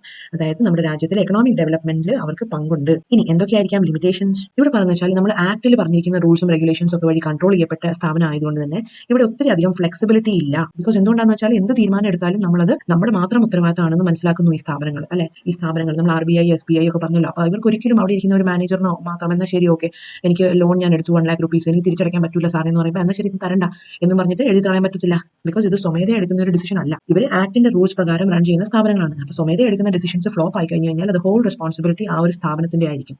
അതുകൊണ്ട് തന്നെ ഇതിൽ ഒത്തിരി കൂടുതൽ ഫ്ലെക്സിബിൾ ആയിട്ടുള്ള ഡിസിഷൻസ് ഒന്നും പൊതുവെ എടുക്കാറില്ല. പിന്നെ ഇവിടെ തന്നെ എന്ത് സംഭവിക്കാം? there are chances of corruption, അതായത് കറപ്ഷൻ സംഭവിക്കാനുള്ള ചാൻസസ് ഉണ്ട്. കറപ്ഷൻസിനുള്ള പോസിബിലിറ്റീസ് ഉണ്ടെന്നാണ് പറയുന്നത്. ഇനി പലപ്പോഴും എന്ത് സംഭവിക്കും? ചിലപ്പോഴൊക്കെ പൊളിറ്റിക്കൽ പാർട്ടീസിന്റെ ഇന്റർഫിയറൻസസും വരാം. ഓരോ രാജ്യം അല്ലെങ്കിൽ ഓരോ സ്റ്റേറ്റിന്റെ അവസ്ഥ പോലെ ഇരിക്കും അല്ലെ. പൊളിറ്റിക്കൽ ഇന്റർഫിയറൻസസ് വരാനുള്ള ചാൻസ് അധികമുണ്ട്. പിന്നെ അതേപോലെ നമുക്ക് എന്തെങ്കിലും ഒരു പ്രോബ്ലം സിറ്റുവേഷൻ വന്നു കഴിഞ്ഞാൽ ഗവൺമെന്റ് ആരെ അപ്പോയിന്റ് ചെയ്യും ചോദിച്ചു കഴിഞ്ഞാൽ ഒരു കോർപ്പറേഷൻ ബോർഡ് ഉണ്ട്. കോർപ്പറേഷൻ ബോർഡ് ഉണ്ടാവും. അപ്പൊ ആ കോർപ്പറേഷൻ ബോർഡിനെ നിയമിച്ചിരിക്കും. അതായത് LICയുടെ ആണെങ്കിൽ നമുക്കറിയാം. പിന്നെ അതേപോലെ ബാക്കി എല്ലാ ഈ പറഞ്ഞ മേളിൽ പറഞ്ഞിരിക്കുന്ന സ്ഥാപനങ്ങളുടെ സിറ്റുവേഷൻ ഇങ്ങനെയാണ്. ആ കോർപ്പറേഷൻ ബോർഡാണ് അവിടുത്തെ പ്രോബ്ലംസ് സോൾവ് ചെയ്യുന്നതും റിസോൾവ് ചെയ്യുന്നതും ഒക്കെ ചെയ്യുന്നത്. നമുക്ക് അടുത്ത പഠിക്കാനുള്ള എന്താണെന്ന് ചോദിച്ചാൽ that is regarding government companies. അതായത് പബ്ലിക് സെക്ടറിന്റെ തന്നെ മൂന്നാമത്തെ ഒരു ടൈപ്പാണ് നമ്മൾ പഠിക്കാൻ പോകുന്നത് ഗവൺമെന്റ് കമ്പനീസ്. നമ്മൾ ഓൾറെഡി പഠിച്ചിട്ടുണ്ടായിരുന്നു അല്ലെ. ഇതിന് മുന്നത്തെ ചാപ്റ്റേഴ്സിലൊക്കെ നമ്മൾ പഠിച്ചിട്ടുണ്ട്. ഗവൺമെന്റ് കമ്പനീസ് ബേസിക്കലി കമ്പനീസ് എന്ന് പറയുന്ന ഒരു കോൺസെപ്റ്റ് കണ്ടാൽ നമ്മൾ എപ്പോഴും മനസ്സിലാക്കുക അവ റെഗുലേറ്റ് ചെയ്യുന്ന ആരുടെ കീഴിലാണ്? ദ കമ്പനീസ് ആക്ട് ഓഫ് 2013 എന്നുള്ള ആക്ടിന്റെ കീഴിലാണ് ഇവർ പ്രവർത്തിക്കുന്നത്. അതായത് നമ്മുടെ ഈ ഒരു നിയമത്തിന്റെ പുസ്തകത്തിൽ പറഞ്ഞിട്ടുണ്ട് ഈ പറയുന്ന കമ്പനീസ് എങ്ങനെ റൺ ചെയ്യണം, എത്ര ആൾക്കാരാവാം, അവിടുത്തെ റൂൾസ് ആൻഡ് റെഗുലേഷൻസ് എങ്ങനെയാണ്, ഓരോ പ്രോബ്ലം വരുമ്പോൾ എന്തൊക്കെ ചെയ്യണം, ഷെയർസ് എന്തൊക്കെ വാല്യൂസിന്റെ ആവണം, ഇതൊക്കെ കാര്യങ്ങൾ എല്ലാത്തിനെ പറ്റിയും നമ്മുടെ ഈ ഒരു ആക്ടിൽ പറയുന്നുണ്ട്. അപ്പൊ അതനുസരിച്ച് ഈ ആക്ട് വഴി രജിസ്റ്റർ ചെയ്യപ്പെടുന്ന സ്ഥാപനങ്ങളെയാണ് നമ്മൾ കമ്പനി എന്ന് വിളിക്കാൻ പോലും പറ്റുന്നത്. നമുക്കറിയാം ഗവൺമെന്റ് കമ്പനി എന്ന് പറയുന്നത് തന്നെ വീണ്ടും ഫർദർ രണ്ടായിട്ട് വേണമെങ്കിൽ ക്ലാസിഫൈ ചെയ്യാം. അതായത് ഗവൺമെന്റിന്റെ നേരിട്ട് സൂപ്പർവിഷൻ ഉള്ള കമ്പനിയാണ് ഓർക്കണം കേട്ടോ. പ്രൈവറ്റ് സെക്ടറിലും ഉണ്ട്. പക്ഷേ ഗവൺമെന്റ് കമ്പനീസ് എന്ന് പറയുമ്പോഴത്തേക്കും നമ്മൾ ഇവിടെ രണ്ടായിട്ട് ഫർദർ ക്ലാസിഫൈ ചെയ്യും. ഒന്നാമത്തത് പ്രൈവറ്റ് ലിമിറ്റഡ് കമ്പനി. പ്രൈവറ്റ് കമ്പനിയാണ്, പക്ഷേ അത് ലിമിറ്റഡ് ആണ്. അതായത് ഗവൺമെന്റിന്റെ സൂപ്പർവിഷനോടെയാണ്. ഇനി പ്രൈവറ്റ് ലിമിറ്റഡ് കമ്പനി മാത്രമാണോ? അല്ല, പബ്ലിക് ലിമിറ്റഡ് കമ്പനിയും ഉണ്ട്. ഇവിടുത്തെ സ്പെഷ്യാലിറ്റി ഇത്രയേ ഉള്ളൂ. നമ്മുടെ ടോട്ടൽ ഷെയർസ് നമ്മുടെ ഈ കമ്പനിയുടെ ഇത് കമ്പനിയാണെന്ന് അറിയാലോ. അപ്പൊ ഇതിന്റെ കമ്പനിയുടെ ടോട്ടൽ ഷെയർസ് എന്ന് പറയുമ്പോൾ ഇതാണെന്നുണ്ടെങ്കിൽ അതിന്റെ 50% ഷെയർസ് ഇതാണ് കാണിച്ചിരിക്കുന്ന പോലെ തന്നെ ഷെയ്ഡഡ് പോർഷൻ ആണ് ഇവിടുത്തെ 50% ഷെയർസ്. 50% മാത്രം പോരാ, 51%, അതായത് 1% കൂടി കൂട്ടി 51% ഷെയർസ് ആരാണ് ഹോൾഡ് ചെയ്തിരിക്കുന്നത്? ഇത് ഗവൺമെന്റിന്റെ കയ്യിൽ ആണ്. ആ ഒരു രാജ്യത്തിൽ അല്ലെങ്കിൽ ഒരു ഏരിയയിലെ ഗവൺമെന്റ് ആണ് ഈ ഷെയർസ് ഹോൾഡ് ചെയ്യുന്നത് എന്ന് ചുരുക്കം. ഗവൺമെന്റ് കമ്പനീസിന്റെ സ്പെഷ്യാലിറ്റി ആണ് കേട്ടോ. അപ്പൊ നെക്സ്റ്റ് നമ്മൾ അടുത്ത ഒരു ഫീച്ചേഴ്സ് ആയിട്ട് നമുക്ക് ഇതിനെ പഠിക്കാം. What are the features of government companies? അപ്പൊ ഏറ്റവും ആദ്യം പറയുന്നത് എന്താണ്? അതായത് ഏറ്റവും ലേറ്റസ്റ്റ് ആക്ട് ആണ് നമ്മുടെ കമ്പനീസ് ആക്ട് ഓഫ് 2013. അപ്പൊ അതിന് മുന്നേയുള്ള ആക്ട് എന്ന് വെച്ചാൽ 1956 ആയിരുന്നു. അപ്പൊ പിന്നെ വേറെ കുറെ അമെന്റ്മെന്റ്സ് ഒക്കെ കഴിഞ്ഞു പോയിട്ടുണ്ട്. അപ്പൊ അതൊക്കെ നമ്മൾ വലിയ കാര്യമായിട്ട് പഠിക്കേണ്ട ആവശ്യമില്ല. ഇപ്പം 11th ക്ലാസ്സിൽ ബാക്കി നമ്മൾ വലിയ വലിയ ക്ലാസ്സിലോട്ടൊക്കെ വരുമ്പോഴത്തേക്കും നമ്മൾ തന്നെ ഡീറ്റെയിൽ ആയിട്ട് പഠിക്കുന്നതാണ്. അപ്പം ഈ ഒരു ആക്ട് പ്രകാരമാണ് ഇത് ഗവൺ ചെയ്യുന്നതെന്ന് പറഞ്ഞു. പിന്നെ അതേപോലെ തന്നെ ഒരു കമ്പനി ഫോം ഓഫ് ബിസിനസ് ആണെങ്കിൽ നമ്മൾ പറഞ്ഞു it is different from its owner. Owner ആരാന്ന് നോക്കേണ്ട ആവശ്യമില്ല. ഓണറും കമ്പനിയും തമ്മിൽ യാതൊരു ബന്ധവുമില്ല. രണ്ടും രണ്ട് വ്യക്തികളാണെന്ന് പറഞ്ഞു. അപ്പൊ അതുകൊണ്ട് തന്നെ കമ്പനി എന്തെങ്കിലും കുറ്റങ്ങളോ പ്രശ്നങ്ങളോ വരുത്തി വെച്ച് കഴിഞ്ഞാൽ അവർക്ക് മറ്റുള്ളവരെ സ്യൂ ചെയ്യാനും അവകാശമുണ്ട്. അതേപോലെ തന്നെ അവർക്കെതിരെ കേസ് ഫയൽ ചെയ്യപ്പെടാനുമുള്ള സാധ്യത ഉണ്ട്. അപ്പൊ അതെപ്പോഴും ശ്രദ്ധിക്കുക. ഇനി നെക്സ്റ്റ് നമുക്കറിയാം കമ്പനി ഫോം ഓഫ് ബിസിനസ് ആകുമ്പോഴത്തേക്കും അവർക്ക് രണ്ട് കാര്യങ്ങളാണ് ഫോളോ ചെയ്യേണ്ടത്. അതായത് അവർക്ക് സ്വന്തമായിട്ട് അവരുടെ ഷെയർ ഹോൾഡേഴ്സിനെ ഡിസൈഡ് ചെയ്യാം, എംപ്ലോയീസിനെ ഡിസൈഡ് ചെയ്യാം, അതൊക്കെ ചെയ്യാം. പക്ഷെ എന്നിരിക്കെ മെമ്മോറാണ്ടം ഓഫ് അസോസിയേഷൻ വേണം. അതേപോലെ തന്നെ എന്ത് വേണം? ആർട്ടിക്കിൾസ് ഓഫ് അസോസിയേഷനും ഉണ്ടാവണം എന്നാണ് പറയുന്നത്. മെയിൻ ഡോക്യുമെന്റ്സ് ഇവ രണ്ടുമാണ് ഒരു കമ്പനിയുടെ ബൈബിൾ എന്നൊക്കെ പറയുന്ന പോലെ മെയിൻ ഡോക്യുമെന്റ്സ് ആണിത്. പിന്നെ ഈ പറയുന്ന കമ്പനീസിന്റെ സ്പെഷ്യാലിറ്റി എന്താണെന്ന് ചോദിച്ചു കഴിഞ്ഞാൽ ഇവിടെ ഓഡിറ്റിംഗ് കമ്പൾസറി അല്ല. അതായത് നമുക്ക് നമുക്കിവിടെ മാസാമാസം അല്ലെങ്കിൽ ഫ്രീക്വന്റ് ആയിട്ട് ചെയ്യേണ്ടി വരുന്ന അക്കൗണ്ടിങ് ആൻഡ് ഓഡിറ്റിംഗ് പോളിസീസ് ഒക്കെ ഉണ്ടല്ലോ. എല്ലാ വർഷവും ഗവൺമെന്റ് ഡിപ്പാർട്ട്മെന്റുകളൊക്കെ ഓഡിറ്റിംഗ് ചെയ്യണമെന്നൊക്കെ നിർബന്ധമൊക്കെ ഉണ്ട്. അപ്പൊ അതൊന്നും പക്ഷേ ഇതിന് ബാധകം അല്ല എന്നാണ് പറയുന്നത്. അപ്പൊ എന്താ തോന്നുന്നത്, ശരിക്കും പറഞ്ഞാൽ വെറുതെ കൈയടിച്ച് വിട്ടേക്കാണോ? ഒരിക്കലും അല്ല. ഇവിടുത്തെ ഓഡിറ്റർ എന്ന് പറയുമ്പോഴത്തേക്കും അത് സെൻട്രൽ ഗവൺമെന്റ്, അതായത് കേന്ദ്ര സർക്കാർ നേരിട്ട് തീരുമാനിക്കുന്ന ഓഡിറ്ററിനെയാണ് ഇവിടെ അലോട്ട് ചെയ്യുന്നത് ഓഡിറ്റ് ചെയ്യാൻ വേണ്ടിയിട്ട്. ഇനി നമുക്ക് നോക്കാനുള്ളത് ഇതിന്റെ ചില മെറിറ്റ്സും ഡിമെറിറ്റ്സും ആണ്. നേരത്തെ പറഞ്ഞ പോലെ തന്നെ എല്ലാ കാര്യത്തിനും ഉണ്ട് മെറിറ്റ്സും ഡിമെറിറ്റ്സും അല്ലെ. അപ്പം ഈ ഒരു ഫോം ഓഫ് ബിസിനസ്സിലും ഉണ്ട് ഇതിന്റേതായ മെറിറ്റ്സും ഡിമെറിറ്റ്സും. നോക്കാം. ഏറ്റവും ആദ്യത്തെ മെറിറ്റ് എന്നറിയപ്പെടുന്നത് എന്താണ്? ബേസിക്കലി ഇവിടെ എന്ന് വെച്ചാൽ നമുക്ക് ഒത്തിരി കാര്യങ്ങളൊന്നുമില്ല. ജസ്റ്റ് കമ്പനീസ് ആക്ട് 1956 അല്ല, സോറി 2013 പറഞ്ഞിരിക്കുന്ന കുറച്ച് കാര്യങ്ങളുണ്ട്. അപ്പോൾ അത് നമ്മൾ ഫുൾഫിൽ ചെയ്യുന്നുണ്ടെങ്കിൽ നമുക്ക് ഇങ്ങനത്തെ ഒരു കമ്പനി വേണമെങ്കിൽ സെറ്റപ്പ് ചെയ്യാവുന്നതേ ഉള്ളൂ. പിന്നെ അടുത്തെന്ന് വെച്ചാൽ it has A legal existence. അതിന്റെ അർത്ഥം ഇതിന്റെ അകത്തെ പാർട്ട്നേഴ്സ് പിരിഞ്ഞു പോകുമോ എന്തെങ്കിലും സംഭവിക്കുകയോ ഒക്കെ ചെയ്താൽ പോലും ഇവിടെ എന്തുണ്ട്, ഈ ഒരു ബിസിനസിന്റെ ലൈഫിന് എൻഡ് ആവുന്ന പ്രശ്നം വരുന്നില്ല. ആ ഒരു കാര്യത്തിൽ പേടിക്കേണ്ട ആവശ്യമില്ല ഷെയർ ഹോൾഡേഴ്സ്. ഇനി ഇവിടെ എന്തുണ്ട്, ഓട്ടോണമി ഉണ്ട്. ഓട്ടോണമി എന്ന് വെച്ചാൽ ആ ഒരു റൂൾ മേക്ക് ചെയ്യാനുള്ള ഒരു പവർ ഉണ്ട്. ഈ പറഞ്ഞ സ്ഥാപനങ്ങൾക്കൊക്കെ എന്തുണ്ട്, ഡിസിഷൻസ് എടുക്കാനുള്ള ഒരു അധികാരം കൊടുത്തിട്ടുണ്ട് ഗവൺമെന്റ്. ഇനി കർബ്സ് അൺഹെൽത്തി ബിസിനസ് പ്രാക്ടീസസ് എന്ന് വെച്ചാൽ നമ്മുടെ ഗവൺമെന്റിന്റെ സപ്പോർട്ടോടെയുള്ളതായതുകൊണ്ട് തീർച്ചയായും ഗവൺമെന്റിന്റെ പോളിസി എന്താണ്, അതിന്റെ പബ്ലിക്കിനെ സേവിക്കുക, സപ്പോർട്ട് ചെയ്യുക എന്നുള്ളതാണ് ബേസിക്കലി പറയുന്നത് അല്ലെ. എന്താ സമൂഹത്തിൽ നടക്കുന്നു എന്നുള്ള അടുത്ത ചോദ്യമാണ്. പക്ഷെ എന്നാലും ഇവിടെ അൺഹെൽത്തി ട്രേഡ് പ്രാക്ടീസസിനെ കുറച്ച് പ്രൈവറ്റ് സെക്ടറിന് ഒത്തിരി ഇങ്ങനെ കൂടുതൽ ലാഭം കൊയ്ത് കൊടുക്കുന്നതിന് പകരം അഫോർഡബിൾ ആയിട്ടുള്ള റേറ്റിൽ കാര്യങ്ങൾ എത്തിക്കുക എന്നുള്ളതാണ് ഒരു അടിസ്ഥാനപരമായിട്ടുള്ള ലക്ഷ്യം ഗവൺമെന്റ് കമ്പനീസിന്റെ. ഇനി അതേപോലെ തന്നെ ചില ലിമിറ്റേഷൻസും ഉണ്ട് അല്ലെ. ഇനി ഇവിടെ നമുക്ക് ഓൾറെഡി അറിയാം, ഇവിടെ ഗവൺമെന്റ് റൂൾസ് പ്രകാരം ഈ കമ്പനികൾ സ്വമേധയാ പ്രവർത്തിക്കുന്നതാണ്. അപ്പൊ അതുകൊണ്ട് തന്നെ എന്തിന്റെ ആവശ്യമില്ല, ഇത് ശരിക്കും പറഞ്ഞാൽ പാർലമെന്റിനോടോ അല്ലെങ്കിൽ ഗവൺമെന്റിനോട് നേരിട്ടൊന്നും റെസ്പോൺസിബിൾ ആവേണ്ട ആവശ്യമില്ല. അപ്പം അവിടെ എന്താണ്, ഫ്രോഡ് സംഭവിക്കാനുള്ള ചാൻസസും കൂടുതലാണ്. പിന്നെ നമ്മൾ പറഞ്ഞു രണ്ടാമത്തെ ഷെയർ ഹോൾഡിംഗിന്റെ കാര്യം. ഷെയർ ഹോൾഡിംഗ് എന്ന് പറയുമ്പോൾ അതിൽ മെജോറിറ്റി ഷെയർ ഹോൾഡിംഗ് ആരുടെ കയ്യിലോട്ടാണ് പോകുന്നത്? ഷെയർ ഹോൾഡിംഗ് നമ്മൾ പറഞ്ഞു 51%. ഗ്രാഫിക്സിൽ മാറിപ്പോയി. 51% ഷെയർസും ആരുടെ കയ്യിലാണ് പോകുന്നത്? ഗവൺമെന്റിന്റെ കയ്യിലാണെന്ന് പറഞ്ഞു. അപ്പൊ അതുകൊണ്ട് തന്നെ കുറച്ചുകൂടി റെസ്പോൺസിബിൾ അല്ലെങ്കിൽ ആ ഒരു ഗവൺമെന്റിനാണ് ഇവിടെ കുറച്ചൊരു ഡിസിഷൻ മേക്കിംഗ് പവർ ഉള്ളത് എന്ന് നമുക്ക് പറയാം. പക്ഷേ ഗവൺമെന്റ് എന്തുകൊണ്ടോ അങ്ങനത്തെ കാര്യങ്ങളൊന്നും ഇടപെടാറില്ല ഡയറക്ട്ലി. ബട്ട് സ്റ്റിൽ ഇവിടുത്തെ അഡ്മിനിസ്ട്രേഷൻ ഫുൾ ബിലീവ് ചെയ്യുന്നത് മൊത്തം ഗവൺമെന്റിന്റെ കയ്യിൽ തന്നെയാണ്. ഇവിടെ ഒരു വേറെ കാര്യം ജസ്റ്റ് കോമൺ ആയിട്ട് പറയാനുള്ളത് എന്താണെന്ന് വെച്ചാൽ ഇതാണ് changing rule of public sector. അതായത് പണ്ടത്തെ ആ ഒരു സിറ്റുവേഷനെ അല്ല അല്ലെ, changing rule of public sector. അതായത് പണ്ടത്തെ ആ ഒരു ഗവൺമെന്റ് ഡിപ്പാർട്ട്മെന്റുകൾ അല്ലെങ്കിൽ കുറെ ഇങ്ങനെ ഈ പറയുന്ന ഡോക്യുമെന്റേഷൻ ബിലീവ് ചെയ്തുകൊണ്ടിരുന്ന സ്ഥാപനങ്ങളല്ല. ഇപ്പോഴത്തെ സ്ഥാപനങ്ങൾ എന്ന് പറയുമ്പോൾ ഒത്തിരി ഒത്തിരി ഒത്തിരി മാറി മാറി വരുന്നുണ്ട്. അപ്പം അതിൽ കുറച്ച് പോയിന്റ്സ് ആണ് നമ്മളിവിടെ ഡിസ്കസ് ചെയ്യാൻ പോകുന്നത്. അതിൽ ഏറ്റവും ആദ്യത്താണ് ഡെവലപ്മെന്റ് ഓഫ് ഇൻഫ്രാസ്ട്രക്ചർ. അതായത് സ്ഥാപനങ്ങൾ ഇപ്പം നമുക്കറിയാം പണ്ടത്തെ സർക്കാർ സ്കൂളുകൾ ഇപ്പോഴത്തെ എങ്ങനെയാണ്, നല്ല അടിപൊളി സ്മാർട്ട് ക്ലാസ് റൂമുകളൊക്കെ വെച്ച് അടിപൊളിയാക്കിയ ക്ലാസ്സും സൗകര്യങ്ങളൊക്കെയാണ് അല്ലേ. അപ്പം അത് തന്നെയാണ് എല്ലാ ഗവൺമെന്റ് സെക്ടറിൽ നോക്കിയാൽ മതി, ഒത്തിരി ഇൻഫ്രാസ്ട്രക്ചർ വൈസ് ഒത്തിരി മാറ്റം വന്നിട്ടുണ്ട്. അതേപോലെ ആൾക്കാരെ സെലക്ട് ചെയ്യുന്ന കാര്യത്തിൽ റിക്രൂട്ട്മെന്റ് ഒക്കെ ചെയ്യുന്ന എങ്ങനെയാണ്, നല്ല എക്സാംസ് PSC SSC എക്സാംസ് ഒക്കെ വെച്ചിട്ടാണ് അവർ എടുക്കുന്നത്. അതുപോലും മെല്ലെ മെല്ലെ എന്താണ് ഇപ്പം ഓൺലൈൻ ആക്കിയൊക്കെ വരുന്നുണ്ട്. അപ്പൊ ഇതൊക്കെ എന്ന് വെച്ചാൽ ടുവേർഡ്സ് ഇങ്ങനെ ഡെവലപ്മെന്റ് ആയിക്കൊണ്ടിരിക്കുന്നതിന്റെ ദിശയിലോട്ടാണ്. നെക്സ്റ്റ് ആണ് റീജിയണൽ ബാലൻസ്. Regional balance. ഇനി റീജിയണൽ ബാലൻസിന്റെ സ്പെഷ്യാലിറ്റി എന്താണ്? നമ്മുടെ ഗവൺമെന്റ് നോക്കുന്നത് എങ്ങനെയാണ്, നമ്മുടെ ഒരു പെർട്ടിക്കുലർ ഏരിയയിലെ ഡെവലപ്മെന്റ് മാത്രമല്ല, എല്ലാ സെക്ടറും ഡെവലപ്മെന്റ് ആയി വരണം. ഇപ്പൊ നമ്മൾ കേരളത്തിന് മാത്രം സ്റ്റഡി ചെയ്ത് കഴിഞ്ഞാൽ നമുക്കറിയാം കേരളത്തിന്റെ ഇപ്പൊ സദേൺ ഏരിയ മാത്രമല്ല ഡെവലപ്പ് ആവേണ്ടത്. അപ്പം കുറച്ച് നോർത്തേൺ ഏരിയയും പിന്നെ മിഡിൽ ഏരിയയും ഒക്കെ നമ്മൾ ഫോക്കസ് ചെയ്തിട്ടായിരിക്കും നമ്മുടെ സ്ഥാപനങ്ങൾ കൊണ്ടുവരുന്നത് ഗവൺമെന്റ്. ഇനി അടുത്താണ് economies of scale. Economies of scale എന്ന് പറയുമ്പോൾ എന്താണ് ബേസിക്കലി നമുക്കറിയാം, അതായത് നമ്മൾ ഒരു പെർട്ടിക്കുലർ ക്വാണ്ടിറ്റി ഒരു പെർട്ടിക്കുലർ കോസ്റ്റിൽ നമ്മളൊരു 5 യൂണിറ്റ് പ്രൊഡ്യൂസ് ചെയ്ത് കഴിഞ്ഞാൽ അതൊരു പെർട്ടിക്കുലർ നമുക്കൊരു പ്രോഫിറ്റ് തരും നമുക്കറിയാം. പക്ഷെ നമ്മുടെ ലക്ഷ്യം എന്താണ്, തന്നിരിക്കുന്ന അവൈലബിൾ ആയിട്ടുള്ള കോസ്റ്റിൽ നമ്മൾ മാക്സിമം പ്രൊഡ്യൂസ് ചെയ്യാന്നുള്ളതാണ്. 5 യൂണിറ്റ് പകരം ഒരു 10 യൂണിറ്റ് പ്രൊഡ്യൂസ് ചെയ്താലോ ഏതാ കുറച്ചുകൂടി ലാഭം? തന്നിരിക്കുന്ന ആ ഒരു കുറച്ച് നമുക്ക് റിസോഴ്സസ് ഉണ്ട്, അത് വെച്ച് 5 യൂണിറ്റ് പ്രൊഡ്യൂസ് ചെയ്യുന്നതാണോ അതോ 10 യൂണിറ്റ് പ്രൊഡ്യൂസ് ചെയ്യുന്നതാണോ ലാഭം? തീർച്ചയായും 10 യൂണിറ്റ് പ്രൊഡ്യൂസ് ചെയ്യുന്നത് തന്നെയാണ് പ്രോഫിറ്റ്. ഇതാണ് ലംസം അല്ലെങ്കിൽ നമുക്കൊരു വലിയ ക്വാണ്ടിറ്റിയിൽ പ്രൊഡക്ഷൻ നടത്തുന്നതിന്റെ പിന്നിലുള്ള ലക്ഷ്യമാണ് എക്കണോമീസ് ഓഫ് സ്കെയിലും കൊണ്ട് ഉദ്ദേശിക്കുന്നത്. അപ്പോൾ ഇത് ചിലപ്പോൾ ചോദിച്ചിട്ടുണ്ട്, അതായത് what do you mean by economies of scale എന്നൊക്കെ ചോദിച്ചിട്ടുണ്ട്. അപ്പോൾ ഇത് ജസ്റ്റ് ഒന്ന് അറിഞ്ഞിരിക്കുക, ഇത് ഇമ്പോർട്ടന്റ് ആയിട്ടുള്ള ഒരു കാര്യമാണ്. പിന്നെ അടുത്ത ഗവൺമെന്റ് ഫോക്കസ് ചെയ്യുന്ന ഒരു കാര്യമാണ് കോൺസെൻട്രേഷൻ ഓഫ് എക്കണോമിക് പവർ. അതായത് നമ്മുടെ എക്കണോമിക് പവർ എന്ന് പറയുമ്പോൾ ഗവൺമെന്റ് സെക്ടറുകളുടെ സ്പെഷ്യാലിറ്റി എന്താണ്, ഒരു ബാലൻസ്ഡ് ആയിട്ടുള്ള രീതിയിൽ സൊസൈറ്റിയിൽ കാര്യങ്ങൾ മൂവ് ചെയ്ത് പോകാനാണ് ഉദ്ദേശിക്കുന്നത്. അതായത് കോൺസെൻട്രേഷൻ ഓഫ് എക്കണോമിക് പവർ. അല്ലെങ്കിൽ നമുക്ക് എന്താണ്, എല്ലാം നമുക്ക് പ്രൈവറ്റ് പാർട്ടീസ് നമുക്ക് ഏൽപ്പിക്കുവാണെങ്കിലോ, നമുക്ക് പ്രൈവറ്റ് പാർട്ടീസിനെ ഏൽപ്പിച്ചു കഴിഞ്ഞാൽ അവർക്ക് അവരുടെ തന്നെ റേറ്റിംഗ് സിസ്റ്റം ആയിരിക്കും. അവർ എത്രമാത്രം റേറ്റ് കൂട്ടിയാലും ആൾക്കാരുടെ അടുത്ത് വേറെ ചാൻസ് ഇല്ലാത്തതുകൊണ്ട് അവരെന്ത് ചെയ്യും, അവർ പിന്നെ അത് മേടിക്കുക എന്നുള്ളതേ മാർഗം വരുള്ളൂ. അതുകൊണ്ടാണ് നമ്മൾ പലപ്പോഴും കണ്ടിട്ടുണ്ട്, ഇപ്പം ഒരു AC ഒക്കെ വെച്ചിരിക്കുന്ന ഒരു മോർ ഹൈപ്പർ മാർക്കറ്റ് ഉണ്ട്, അല്ലെങ്കിൽ എന്താ നമ്മുടെ റിലയൻസ് ഉണ്ട്. അതൊക്കെ വെച്ചാൽ പ്രൈവറ്റ് ഓണർഷിപ്പിലുള്ളതെന്ന് അറിയാലോ. അപ്പം ഈ പറയുന്ന ഷോപ്പിലൊക്കെ 10 അല്ലെങ്കിൽ എന്താണ് നമ്മൾ പുറത്ത് 10 രൂപയ്ക്ക് കിട്ടുന്ന വെജിറ്റബിൾ ആയിരിക്കും ചിലപ്പോൾ അവിടെ എന്താണ് 50 രൂപയ്ക്ക് വിൽക്കുന്നത്. അപ്പം കസ്റ്റമേഴ്സ് എന്ത് ചെയ്യും, അവിടുത്തെ സൗകര്യങ്ങളും താല്പര്യങ്ങളും ഒക്കെ ഇഷ്ടപ്പെട്ട് അറിഞ്ഞ് മനസ്സിലാക്കിയവർ ആ സാധനം ഇച്ചിരി റേറ്റ് കൂടിയാൽ പോലും അത് പോയി മേടിക്കും. പക്ഷെ അവർ അന്നേരം മനസ്സിലാക്കുന്നില്ല, അവർ ഈ ലോക്കൽ ആയിട്ടുള്ള ബയേഴ്സിനെ അല്ലെങ്കിൽ ഗവൺമെന്റിന്റെ ഈ ഏരിയയിൽ നിന്നും അല്ലെങ്കിൽ ഷോപ്പിൽ നിന്ന് പർച്ചേസ് ചെയ്താൽ അവർ പ്രൊമോട്ട് ചെയ്യുന്നത് ഗവൺമെന്റിനെയാണ്. പ്രൈവറ്റ് പാർട്ടീസിന് വേണ്ടിയിട്ട് നമ്മൾ കൊടുക്കുന്ന മുതൽ എല്ലാ സംഭവം എന്ന് പറയുമ്പോഴത്തേക്കും അത് അവരുടെ പോക്കറ്റിൽ മാത്രം പോകുന്ന കാര്യങ്ങളാണ്. അത് അവരുടെ ഗ്രോത്തിന് മാത്രമാണ് അവർ ഇൻവെസ്റ്റ് ചെയ്യുള്ളൂ. ഇനി അടുത്ത വന്നൊരു ഒത്തിരി വലിയൊരു മാറ്റമാണ് ഇമ്പോർട്ട് സബ്സ്റ്റിറ്റ്യൂഷൻ. ഇമ്പോർട്ട്സിന്റെ ഒരു കൂടുതൽ അല്ലെ. അപ്പൊ നമ്മുടെ ഇന്ത്യയിൽ നിന്ന് നമ്മൾ എന്ത് ചെയ്യുന്നത്, നമ്മുടെ പ്രൈവറ്റ് പാർട്ടീസ് ആണ് ഇമ്പോർട്ട് എക്സ്പോർട്ട് ഒക്കെ ചെയ്യുന്നെങ്കിൽ അത് അവരുടെ ഒരു ഇൻകം ആയിട്ടാണ് അവർ ഗെയിൻ ആയിട്ടാണ് കൂട്ടുന്നത്, പ്രോഫിറ്റ്സ് ആയിട്ടാണ് കൂട്ടുന്നത്. മറിച്ച് ഇന്ത്യയിൽ നമുക്ക് വേറെ എക്സ്പോർട്ടോ അല്ലെങ്കിൽ ഇമ്പോർട്ട് മെക്കാനിസം ഒക്കെ നമ്മൾ മറ്റ് കൺട്രീസുമായിട്ട് ചെയ്ത് കഴിഞ്ഞാൽ ആ ഒരു റവന്യൂ വരുന്നത് എങ്ങോട്ടാണ്, നമ്മുടെ രാജ്യത്തിലോട്ടാണ്. നമ്മുടെ രാജ്യത്തിലോട്ട് എന്ന് പറയുമ്പോഴത്തേക്കും അതിന് അതിന്റെ റോഡുകൾ, റൂറൽ ഏരിയ ഡെവലപ്പ് ചെയ്യാനും അതുപോലെ അങ്ങനത്തെ കാര്യങ്ങൾക്കൊക്കെയാണ് ഗവൺമെന്റ് അത് സ്പെൻഡ് ചെയ്യുന്നത്. അപ്പോൾ ഇത്തരം കാര്യങ്ങളാണ് മെയിൻ ആയിട്ട് നമ്മൾ ഈ ഒരു ഏരിയയിൽ പഠിക്കേണ്ടതുള്ളൂ. പിന്നെ ബാക്കി ജസ്റ്റ് കോമൺ ആയിട്ടുള്ള കുറച്ച് തിയറിയും കാര്യങ്ങളൊക്കെയാണ്. അപ്പോൾ ജസ്റ്റ് ഒന്ന് വായിച്ച് നോക്കുക എന്നുള്ളത് നടക്കുള്ളൂ. അതല്ലാണ്ട് അതിൽ വലിയൊരു കൂടുതൽ ഇമ്പോർട്ടൻസ് ഒന്നും ഇല്ല. അപ്പം ഇനി അടുത്ത് നമുക്ക് നോക്കേണ്ടത് എന്താണെന്ന് വെച്ചാൽ it is regarding global enterprises. Global enterprises എന്ന് പറയുമ്പോൾ നമ്മൾ പലപ്പോഴും കേട്ടിട്ടുണ്ട് എന്താണ് MNCs. ഇപ്പോൾ യൂത്ത് ഒക്കെ ഓടി നടക്കുന്ന എന്താണ്, ഏതെങ്കിലും ഒരു MNCയിൽ എങ്ങനെയും ഒരു തൂക്കുകാരന്റെ ജോലി എങ്ങനെ കിട്ടിയാൽ മതി നോക്കിയിട്ടാണ് അല്ലെ. അത് എന്തുകൊണ്ടാണ്? ബിക്കോസ് MNCs എന്ന് പറയുമ്പോൾ ഇത് ഗ്ലോബൽ എന്റർപ്രൈസസ് ആണ്. അതായത് വിദേശത്താണ് അവരുടെ ഹെഡ് ഓഫീസ് ഇരിക്കുന്നത്, വേറെ ഏതെങ്കിലും ഒരു ഫോറിൻ കൺട്രിയിലാണ്, ഫോറിൻ നേഷനിലാണ്. പിന്നെ അവരെന്ത് ചെയ്യും, അവരവരുടെ ആ ഒരു ബ്രാഞ്ചസ് ഇന്ത്യയിൽ, പിന്നെ ഇപ്പം ആഫ്രിക്കയിൽ, ബേസിക്കലി നമ്മൾ അവരുടെ കൺട്രീനേക്കാളും താഴ്ന്നിരിക്കുന്ന കൺട്രീസിലാണ് അവരവരുടെ ഓഫീസ് അല്ലെങ്കിൽ അവരുടെ ഫ്രാഞ്ചൈസി അല്ലെങ്കിൽ സ്ഥാപനങ്ങൾ അവർ സെറ്റ് ചെയ്യുന്നത്. അത് ബേസിക്കലി എന്താണ്, ശരിക്കും പറഞ്ഞാൽ ഒരു അഡ്വാൻറ്റേജ് എടുക്കുന്നതാണ്. പക്ഷെ നമ്മൾ നോക്കുമ്പോൾ എന്താണ്, ഇപ്പോൾ US ഒരു കമ്പനിയാണ് വാൾമാർട്ട് അല്ലെ. വാൾമാർട്ട് വരുന്നതിനെ പറ്റി ഇവിടെ ഭയങ്കര തർക്കമായിരുന്നു കുറച്ച് വർഷങ്ങൾ മുന്നേ.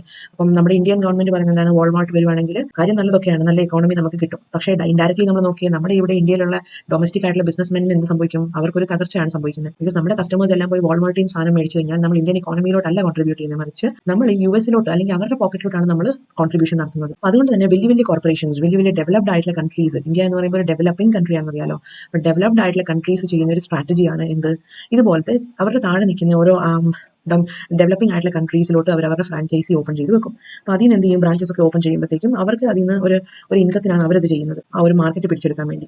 പക്ഷേ ഈ ഡെവലപ്പ് ആവുന്ന കൺട്രീസിലുള്ള ജനങ്ങൾ എന്ത് ചിന്തിക്കും, അവർ നോക്കുമ്പോഴത്തേക്കും കൊള്ളാം അല്ലെ, അവർ ചുമ്മാ ലോക്കലി ഒരു കമ്പനിയിൽ വർക്ക് ചെയ്യുന്നു എന്ന് പറയുന്നതിനേക്കാളും നല്ലത് വാൾമാർട്ടിന്റെ സ്റ്റാഫാണ് എന്നൊക്കെ പറയുമ്പോഴത്തേക്കും നമുക്ക് എന്തോ പ്രസ്റ്റീജ് ഇഷ്യൂ പോലെയാണ് നമ്മൾ കാണുന്നത്, ലക്ഷറി പോലെയാണ് നമ്മൾ കാണുന്നത്. പിന്നെ വിദേശത്ത് കിട്ടുന്ന പല സാധനങ്ങളും നമുക്ക് അവിടെ അവൈലബിൾ ആണ്. അപ്പം നമുക്ക് നോക്കുമ്പോഴത്തേക്കും നമ്മൾ ഈ ഒരു ഇതിന്റെ ബാക്ക്ഡ്രോപ്പിനെ പറ്റി നമ്മൾ ഒത്തിരി ആലോചിക്കാനാണ് നമ്മൾ പലപ്പോഴും ചിന്തിക്കുക. പിന്നെ ഈവൻ റെമ്യൂണറേഷൻ വൈസ് ആണെങ്കിലും നമ്മുടെ ഗവൺമെന്റ് തരുന്ന ഒരു ചെറിയൊരു ഇൻകം ആണെങ്കിൽ നമുക്ക് തോന്നും വളരെ പുച്ഛാണ്.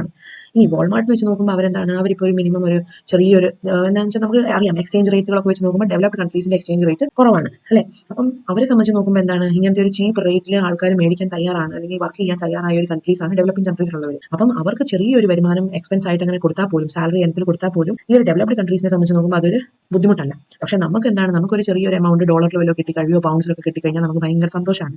അപ്പം അതൊക്കെ എന്ന് വെച്ചാൽ ഇതിന്റെ ഒരു ഭാഗമാണ്. MNCസിൽ വർക്ക് ചെയ്താൽ തന്നെ അത് ടെക്നോളജിക്കലി നമ്മൾ നോക്കിക്കഴിഞ്ഞാൽ ഭയങ്കര ഡെവലപ്ഡ് ആണ് അവിടുത്തെ വർക്കിംഗ് അവേഴ്സ്, പിന്നെ അവിടുത്തെ ഓഫീസ് സിസ്റ്റം. അപ്പോൾ മൊത്തത്തിൽ നോക്കിക്കഴിഞ്ഞാൽ ആർക്കാണെങ്കിലും ഒരു യൂത്തിന് നമ്മുടെ നാട്ടിൽ താല്പര്യമുള്ള എന്താണ്, ഒരു MNCയിൽ കയറി പറ്റുക എന്നുള്ളതാണ്. പിന്നെ പലപ്പോഴും വെച്ചാൽ ടൈമിങ്ങിന്റെ കാര്യത്തിൽ, അതായത് ഒരു MNCയിൽ വർക്ക് ചെയ്യുന്ന ഒരു സ്പെഷ്യാലിറ്റി എന്താണ്, ഇപ്പോൾ US ബേസ്ഡ് ഒരു കമ്പനി ആണെങ്കിൽ അവിടെ എന്ന് വെച്ചാൽ വർക്കിംഗ് ടൈം നൈറ്റിലാണ്. അപ്പം നൈറ്റിൽ ചെറുപ്പത്തിരുന്ന് വർക്ക് ചെയ്യാൻ താല്പര്യമുള്ളവരാണെങ്കിൽ അതങ്ങനെ ചെയ്യും, രാത്രി വർക്ക് ചെയ്യും, പകൽ കിടന്ന് ഉറങ്ങുമോ, ചാടി നടക്കുമോ, ലക്ഷറി ലൈഫ് ലീഡ് ചെയ്യുകയോ ചെയ്യാവുന്നതാണ്. അപ്പം ഇതെല്ലാം നമ്മളെ പോലത്തെ കുറച്ച് യൂത്തിന് അത് ശരിക്കും പറഞ്ഞാൽ ഒരു അട്രാക്ഷൻ ആയിട്ട് തോന്നും. അപ്പോൾ ഇങ്ങനത്തെ ആൾക്കാരെല്ലാം എന്ത് ചെയ്യും, ഇങ്ങനത്തെ സ്ഥാപനങ്ങളിൽ പോയി ജോലി ചെയ്യും. അപ്പം അതെന്താ സംഭവിക്കുന്നത്, ഇപ്പോൾ ഏറ്റവും വലിയൊരു എക്സാമ്പിൾ ആണ് KFCs അല്ലെ. KFCയുടെ ഇപ്പോൾ ബ്രാഞ്ച് ഇല്ലാത്ത ഒരു മുക്ക് പോലും ഇല്ല നമ്മുടെ നാട്ടിൽ. അപ്പോൾ KFCയിലൊക്കെ സംഭവിക്കുന്നത് എന്താണ്, ഇതുപോലെ തന്നെയാണ്.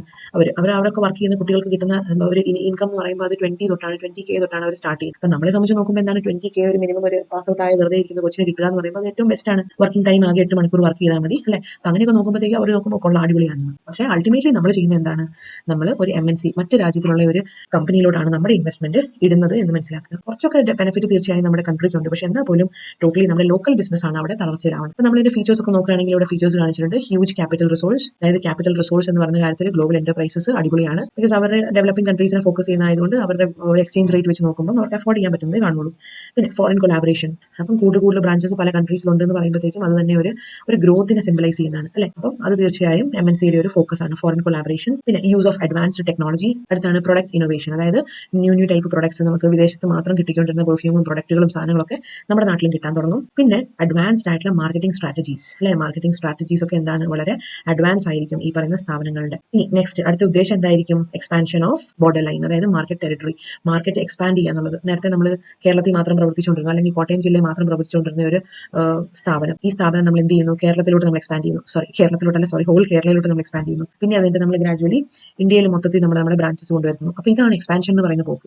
ഇനി ഇന്ത്യയിൽ നമ്മൾ കോൺക്വർ ചെയ്ത് നമ്മൾ അത്യാവശ്യം ബ്രാഞ്ചസ് ആയി കഴിഞ്ഞ് കഴിഞ്ഞാൽ നമ്മളെക്കാളും ഡെവലപ്പിംഗ് ആയിട്ടുള്ള കൺട്രീസിനെ നമ്മൾ പിടിക്കും. നേപ്പാൾ അല്ലെങ്കിൽ അങ്ങനത്തെ ഏതൊക്കെ കൺട്രീസിലോട്ട് നമ്മൾ ബ്രാഞ്ചസ് നോക്കും. മനസ്സിലായില്ലേ? അപ്പം ഇതാണ് ബേസിക്കലി എക്സ്പാൻഷൻ കൊണ്ട് ഉദ്ദേശിക്കുന്നത്. പിന്നെ എന്താണ്, സെൻട്രലൈസ്ഡ് കൺട്രോൾ, അതായത് നമുക്കറിയാം ഇപ്പം US ഒരു കമ്പനിയാണ്, പല സ്ഥലങ്ങളിലോട്ട് കൊണ്ടുപോയിട്ട് അവരുടെ ബ്രാഞ്ചസ് വെച്ചിട്ടുണ്ടെങ്കിൽ പോലും അതിന്റെ മെയിൻ കൺട്രോൾ എന്ന് പറയുന്നത് ഇവരുടെ കയ്യിൽ തന്നെയാണ്. ഇനി അടുത്ത പഠിക്കാനുള്ള കോൺസെപ്റ്റ് ആണ്, ഓൾമോസ്റ്റ് നമ്മൾ ചാപ്റ്റർ ഫിനിഷ് ആവാറായി, ജോയിന്റ് വെഞ്ചേഴ്സ്. അപ്പം ഇവിടെയും പേരിൽ തന്നെ നമുക്ക് മനസ്സിലാക്കാൻ പറ്റും ജോയിന്റ് വെഞ്ചേഴ്സ് എന്ന് പറയുമ്പോൾ എന്തായിരിക്കാം. ഇവിടെ രണ്ട് ഓർഗനൈസേഷൻസ് ലൈക്ക് ഓർഗനൈസേഷൻ A എയും ബിയും ഗവൺമെന്റ് ആവാം, പ്രൈവറ്റ് ആവാം, രണ്ടും ഗവൺമെന്റ് ആവാം, രണ്ടും പ്രൈവറ്റ് ആവാം, എങ്ങനെ പോയാലും രണ്ട് ഡിഫറെന്റ് ടൈപ്സ് ഓഫ് ബിസിനസ് ഒന്നിച്ച് ചേരുവാണ്. ഓക്കെ, അത് എന്തിനു വേണ്ടിയിട്ടാണ്? For the benefit of mutual benefit. അതായത് തമ്മിൽ രണ്ടുപേരും കൂടി ഒന്നിച്ച് വളരാൻ വേണ്ടിയിട്ട് അവർ എന്ത് ചെയ്യുകയാണ്? അവർ കൊളാബറേറ്റ് ചെയ്യുകയാണ്, അവർ ഒന്നിച്ച് കൂടുകയാണ്. അതിനെയാണ് ബേസിക്കലി നമ്മൾ പറയുന്നത് ജോയിന്റ് വെഞ്ചർ എന്ന് നമ്മൾ പറയുന്നത്. നമ്മൾ പലപ്പോഴും കണ്ടിട്ടുണ്ട് അല്ലെ ജോയിന്റ് വെഞ്ചേഴ്സ്. ഇപ്പം ഫോർ എക്സാമ്പിൾ പല ബാങ്കുകളും സബ്മേർജ് ആവാറുണ്ട് അല്ലെ. മേർജ് ചെയ്യുന്ന വേറെ, ആക്വസിഷൻ എന്ന് പറഞ്ഞ സാധനങ്ങളൊക്കെ വേറെയാണ് കേട്ടോ. അപ്പം പലപ്പോഴും ഈക്വലി നിൽക്കുന്ന സ്ഥാപനങ്ങളായിരിക്കാം, എയും ബിയും ഈക്വലി നിൽക്കുന്ന സ്ഥാപനങ്ങളായിരിക്കാം.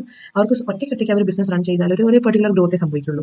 അതിനുവേണ്ടി അവർ എന്ത് ചെയ്യും? എയും ബിയും സെപ്പറേറ്റ് ആവുന്നതിന് പകരം AB ലിമിറ്റഡ് എന്ന് പറഞ്ഞിട്ട് ഒരു കമ്പനി ഫോം ചെയ്യും അല്ലെ. അത് കഴിഞ്ഞിട്ട് അവർ റൺ ചെയ്യും. അപ്പം അവർക്ക് ഒരു ചെറിയ എമൗണ്ട് ഓഫ് പ്രോഫിറ്റ്സ് കിട്ടുന്നതിന് പകരം ഇവർ രണ്ടുപേരും കൂടി കുടുംബം പ്രോഫിറ്റ്സിന്റെ ആ ഒരു അളവ് എന്ന് പറയുമ്പോൾ ഹൈ ആയിരിക്കും. അപ്പോൾ അതാണ് ബേസിക്കലി ജോയിന്റ് വെഞ്ചേഴ്സ് കൊണ്ട് ഉദ്ദേശിക്കുന്നത്. അപ്പം ഈ പറയുന്ന ജോയിനിങ് കമ്പനീസിനെ നമ്മൾ പറയുന്നതാണ് എന്ത്? പേരന്റ് കമ്പനി എന്ന് പറയും. ഇവരാണ് നമ്മുടെ കാരണവന്മാർ കേട്ടോ. അപ്പോൾ ഈ രണ്ട് കാരണവന്മാരും കൂടി ചേർന്നിട്ടാണ് പുതിയൊരു കുട്ടി കമ്പനി ഉണ്ടാവുന്നത്. അതിനെയാണ് പറയുന്നത് എന്താണ്? Joint venture form of business. ഇന്ന് നമുക്ക് പഠിക്കാനുള്ള ഒരു കാര്യം എന്ന് വെച്ചാൽ ഇതാണ് the types of joint ventures. അതായത് ഈ ജോയിന്റ് വെഞ്ചേഴ്സിനെ തന്നെ നമുക്ക് രണ്ട് ടൈപ്സിലാണ് ഡിവൈഡ് ചെയ്തിരിക്കുന്നത്. ഒന്നാമത്തത് CJV, that is contractual joint venture. അടുത്തതാണ് equity joint venture. Contractual joint venture എന്ന് പറയുമ്പോഴത്തേക്കും നമ്മൾ ഓൾറെഡി പറഞ്ഞു, ഇപ്പം നമ്മൾ നേരത്തെ പറഞ്ഞ പോലെ രണ്ട് സ്ഥാപനങ്ങൾ ഒന്നിക്കുവാണ് അല്ലെ. പക്ഷെ അവിടെ ഒരു പുതിയൊരു ബിസിനസ് അവർ ക്രിയേറ്റ് ചെയ്യുന്നില്ല, മറിച്ച് അവരൊരു എഗ്രിമെന്റ് ക്രിയേറ്റ് ചെയ്യുവാണ്. അതായത് അവർ ഒന്നിച്ച് പ്രവർത്തിച്ചോളും, ബിസിനസ്സിലും ഓഫീസിലും ഒന്നും മാറ്റം വരുന്നില്ല. പക്ഷെ അവർ വർക്ക് ടുഗദർ, അവർ ഒന്നിച്ച് അവർ ബിസിനസ് നടത്തി അതിൽ നിന്നുള്ള ഒരു റവന്യൂ അവർ ജനറേറ്റ് ചെയ്തോളും എന്നുള്ളതാണ് അവരുടെ ലക്ഷ്യം. ഇനി അടുത്തെന്ന് പറയുമ്പോൾ എന്താണ്? ഇക്വിറ്റി ബേസ്ഡ് ജോയിന്റ് വെഞ്ചർ എന്ന് പറയുമ്പോഴത്തേക്കും രണ്ട് പേരന്റ് കമ്പനീസ് ഒന്നിച്ച് ചേർന്ന് അവരൊരു പുതിയ കമ്പനീനെ തന്നെ ഫ്രെയിം ചെയ്യുകയാണ്. ഫോർ എക്സാമ്പിൾ AB ലിമിറ്റഡ്, എയും ബിയും ചേർന്ന് AB ലിമിറ്റഡ് എന്ന് പറഞ്ഞ കമ്പനി ഫോം ചെയ്യുകയാണ്. പുതിയ റൂൾസ്, പോളിസീസ് എല്ലാം തീരുമാനിച്ച് അവരെന്ത് ചെയ്യാണ്? പുതിയ എഗ്രിമെന്റ് ഒക്കെ വെച്ച് അവർ പുതിയൊരു കമ്പനി തന്നെ ന്യൂലി ഫോം ചെയ്തെടുക്കുകയാണ്. അതിനെയാണ് പറയുന്നത് ഇക്വിറ്റി ബേസ്ഡ് ജോയിന്റ് വെഞ്ചർ എന്ന്. അപ്പോൾ ഇവിടെ പല ഇങ്ങനെ എക്സാമ്പിൾസ് കൊടുത്തിട്ടുണ്ട്, അതൊക്കെ ജസ്റ്റ് ഗോ ത്രൂ ചെയ്യുക. ജോയിന്റ് വെഞ്ചേഴ്സ് എന്ന് പറയുന്നത് കുറച്ച് ഇമ്പോർട്ടന്റ് ആയിട്ടുള്ള ഒരു ബിസിനസ് ഫോം ആണ്. ഇനി എന്തൊക്കെയാണ് ഇവിടുത്തെ ബെനിഫിറ്റ്സ്? എന്തൊക്കെയാണ് നമുക്ക് ജസ്റ്റ് ചുമ്മാ ആലോചിച്ചാൽ മനസ്സിലാക്കാവുന്നേ ഉള്ളൂ അല്ലെ. രണ്ട് കമ്പനി കൂടി ചേർന്ന് സ്വന്തമായിട്ട് പ്രവർത്തിക്കുമ്പോഴത്തേക്കും എന്തൊക്കെയായിരിക്കും ബെനിഫിറ്റ്സ്? തീർച്ചയായും അതിനുകൊണ്ട് ചില ബെനിഫിറ്റ്സും ഡിമെറിറ്റ്സും ഉണ്ട്. അപ്പോൾ ബെനിഫിറ്റ്സ് നമ്മൾ നോക്കുകയാണെങ്കിൽ ഏറ്റവും ആദ്യം പറയുന്നതാണ് ഇൻക്രീസ്ഡ് റിസോഴ്സസ് ആൻഡ് കപ്പാസിറ്റി. അപ്പോൾ നമുക്കറിയാം ഒരാൾ മാത്രം കോൺട്രിബ്യൂട്ട് ചെയ്യുന്ന സോൾ പ്രൊപ്പറേറ്റർഷിപ്പ് ഫോം ഓഫ് ബിസിനസ്സിലൊക്കെ നമ്മൾ പഠിച്ചു അല്ലെ. ഒരാൾ മാത്രം കോൺട്രിബ്യൂട്ട് ചെയ്താൽ ഒരു ചെറിയ ഇൻകമേ കാണുള്ളൂ, മറിച്ച് ഒന്നിൽ കൂടുതൽ ആൾക്കാർ ഒന്നിച്ച് കൂടി ജോയിൻ ചെയ്ത് കഴിഞ്ഞാൽ അവരുടെ ഒക്കെ ഷെയർ കൂട്ടി കഴിയുമ്പോഴത്തേക്കും അതൊരു ബിഗർ എമൗണ്ട് ആയിരിക്കും. അപ്പോൾ റിസോഴ്സിന്റെ കാര്യത്തിലും ജോയിന്റ് വെഞ്ചേഴ്സ് എന്ന് പറയുമ്പോഴത്തേക്കും ഒന്നിൽ കൂടുതൽ പേരന്റ് കമ്പനീസ് ജോയിൻ ടുഗദർ ആവുന്ന ഒരു കോൺസെപ്റ്റ് ആയതുകൊണ്ട് അവിടെ റിസോഴ്സസും കൂടുതൽ നമുക്ക് ലഭിക്കും. ഇനി അടുത്തതാണ് access to new markets and distribution networks. അതായത് പുതിയ മാർക്കറ്റിലോട്ട് അല്ലെങ്കിൽ പുതിയ രീതികളിലോട്ട് മാർക്കറ്റിംഗ് ഗ്രോയിങ് മാർക്കറ്റിലോട്ട് നമുക്ക് മുന്നേറാൻ പറ്റും. സ്വന്തമായിട്ട് ഒറ്റയ്ക്കായിട്ട് നമ്മൾ നിന്ന് ലീഡ് ചെയ്യാൻ നോക്കിക്കഴിഞ്ഞാൽ അതിനേക്കാളും എളുപ്പമുണ്ട് നമ്മളെപ്പോലെ തന്നെ ഉള്ള ഒരു വേറെ സ്ഥാപനത്തെയും കൂടി കൂട്ടിപ്പിടിച്ച് വളരുന്നത്. നെക്സ്റ്റ് ആണ് ആക്സസ് ടു ടെക്നോളജി. അപ്പോൾ നമുക്കറിയാം ഇവിടെയും സെയിം തന്നെ എന്താണ്?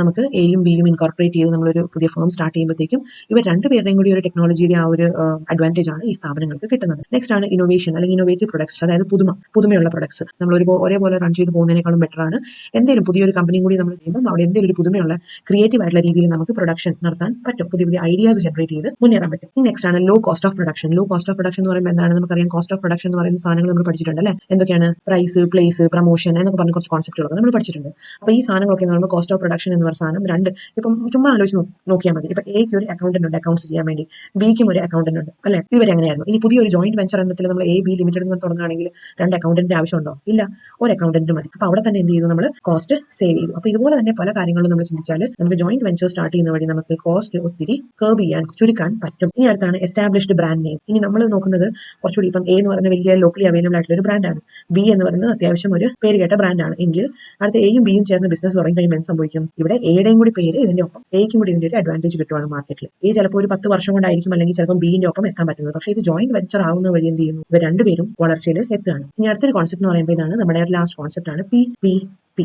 That is public private partnership. അപ്പോൾ നമുക്കിത് കേൾക്കുമ്പോൾ തന്നെ അറിയാം അല്ലെ ഇവിടെ എന്ത് തമ്മിലുള്ള പാർട്ണർഷിപ്പാണ്? ഒത്തൊരുമയാണ്, പബ്ലിക്കും പ്രൈവറ്റും തമ്മിലുള്ള. അപ്പം ഈ പാർട്ണർഷിപ്പിന്റെ ഗുണം എന്തായിരിക്കും? പബ്ലിക്കും പ്രൈവറ്റും തമ്മിലുള്ള ഒരു പാർട്ണർഷിപ്പിന്റെ ഗുണം എന്താണ്? ഇതൊരു ഇമോജി പോലെ ഉണ്ടല്ലേ, ഒട്ട് സാറിൽ എന്തായാലും PP എന്നാണ് ഉദ്ദേശിച്ചത്. അപ്പം പ്രൈവറ്റ് പബ്ലിക് പാർട്ണർഷിപ്പ് തമ്മിലുള്ള ഗുണം എന്താണെന്ന് വെച്ചാൽ ദേ work for the welfare of the society. അപ്പോൾ സൊസൈറ്റിയുടെ വെൽഫെയറിന് വേണ്ടിയിട്ടാണ് ഈ ബേസിക്കലി ഈ പറയുന്ന ടൈപ്പ് ഓഫ് കമ്പനീസ് പ്രവർത്തിക്കുന്നത്. ബിക്കോസ് ഫോർ എക്സാമ്പിൾ നമ്മൾ കണ്ടിട്ടുണ്ട് ഏതാണ്? ചിലപ്പം ചില NGO അല്ലെ, NGO എന്ന് പറയുമ്പോൾ നോൺ ഗവൺമെന്റൽ ഓർഗനൈസേഷൻ, പിന്നെ അതേപോലെ തന്നെ നമുക്ക് വേസ്റ്റ് ഡിസ്പോസൽ സ്കീമുകളൊക്കെ ഉണ്ട്, പിന്നെ എന്തൊക്കെയാണ് നമ്മുടെ റെയിൽവേസ്, പിന്നെ അതേപോലെ സ്കൂൾസ്, സ്റ്റേഡിയം. അപ്പൊ ഇങ്ങനത്തെ ഈ സംഭവങ്ങളൊക്കെ എന്ന് പറയുമ്പോൾ പബ്ലിക്കിന്റെ ഓവറോൾ ഗ്രോത്തിന് വേണ്ടി പ്രോഫിറ്റിനേക്കാളും കൂടുതൽ ഇവിടെ പബ്ലിക്കിനെ സഹായിക്കാൻ വേണ്ടിയിട്ടുള്ള സ്ഥാപനങ്ങളാണ് ഈ പറയുന്ന പ്രൈവറ്റ് പബ്ലിക് പാർട്ണർഷിപ്പിൽ വരുന്നത്. ഇപ്പൊ നമ്മൾ റെയിൽവേയുടെ കാര്യം നേരത്തെ പറഞ്ഞായിരുന്നു അല്ലെ. റെയിൽവേയിൽ ഇപ്പൊ നോക്കിയാൽ നമ്മൾ ചുമ്മാ ഒന്ന് ആലോചിച്ച് നോക്കിയാൽ മനസ്സിലാവും റെയിൽവേയിൽ എല്ലാ കാര്യങ്ങളും ഗവൺമെന്റ് ഡിസൈഡ് ചെയ്യുന്നതെന്ന് പറഞ്ഞു, ബിക്കോസ് അതൊരു പബ്ലിക് സെക്ടർ ആണെന്ന് അറിയാം. ഇനി എല്ലാ കാര്യങ്ങളും എന്ന് പറഞ്ഞാൽ പോലും റെയിൽവേയിൽ ഇപ്പം ഒരു പാലം ഒരു പാലം അത് പ്രോപ്പറായിട്ടല്ല, അതിനൊന്ന് റീപ്ലേസ് ചെയ്യണം, എന്തെങ്കിലും റിപ്പയർ വർക്ക് ചെയ്യണമെങ്കിൽ ഗവൺമെന്റ് നേരിട്ട് വന്നിട്ട് കുറെ ഓഫീസർമാരെ നിയമിക്കും, അല്ലാതെ ചെയ്യാൻ വേണ്ടിയിട്ട് അത് പ്രൈവറ്റ് പാർട്ടീസിനെ ഏൽപ്പിക്കുകയാണ് എന്താണ് കോൺട്രാക്ട് കൊടുക്കും ഇത് ശരിയാക്കാനുള്ള.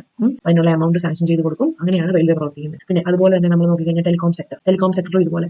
ഇപ്പൊ നമുക്കൊരു ഇലക്ട്രിസിറ്റിയുടെ ഒരു പോസ്റ്റ് ഒടിഞ്ഞ് പറഞ്ഞ് താഴെ വീണു, നേരെ തന്നെ ഒരു ഗവൺമെന്റിന്റെ എംപ്ലോയി വന്നിട്ട് അതിന്റെ മേളിൽ കൂടെ കയറി ആ പോസ്റ്റ് ശരിയാക്കി റെഡിയാക്കുകയാണോ ചെയ്യുന്നത്? അല്ല, അവിടെ അവർ വീണ്ടും ഒരു പ്രൈവറ്റ് പാർട്ടീസിനെയാണ് ഏൽപ്പിക്കുന്നത്. എന്താണ്? ഒടിഞ്ഞു പോയ പോസ്റ്റ് റെഡിയാക്കാൻ വേണ്ടിയിട്ട് അവർ പ്രൈവറ്റ് പാർട്ടീസിനെ ഏൽപ്പിക്കും. ഇനി സ്ഥാപനം ഏതാണെന്ന് ചോദിച്ചു കഴിഞ്ഞാൽ തീർച്ചയായും അതൊരു പബ്ലിക് സെക്ടറാണ്. അപ്പോൾ ഇതാണ് പബ്ലിക് സെക്ടറും പ്രൈവറ്റ് സെക്ടറും കൂടി ഒന്നിച്ച് കൂടിയിട്ടാണ് ഇവിടുത്തെ സിറ്റുവേഷനിൽ സൊസൈറ്റിക്ക് വേണ്ടിയിട്ട് എന്തെങ്കിലും ഒരു കാര്യം ചെയ്യുന്നത്. അപ്പോൾ ഇത്തരം കാര്യങ്ങളാണ് ബേസിക്കലി നമ്മുടെ ഈ ഒരു ചാപ്റ്ററിൽ പഠിക്കാനുണ്ടായിരുന്നത്. വളരെ ഒരു ചെറിയൊരു ചാപ്റ്റർ ആയിരുന്നു മനസ്സിലാക്കാൻ പറ്റും. അപ്പോൾ ഇതിന്റെ അകത്ത് തന്നെ കുറച്ച് ഇമ്പോർട്ടൻറ്റ് ക്വസ്റ്റ്യൻസ് ഉണ്ട്, അതൊക്കെ അറ്റൻഡ് ചെയ്യാം. Thank you so much.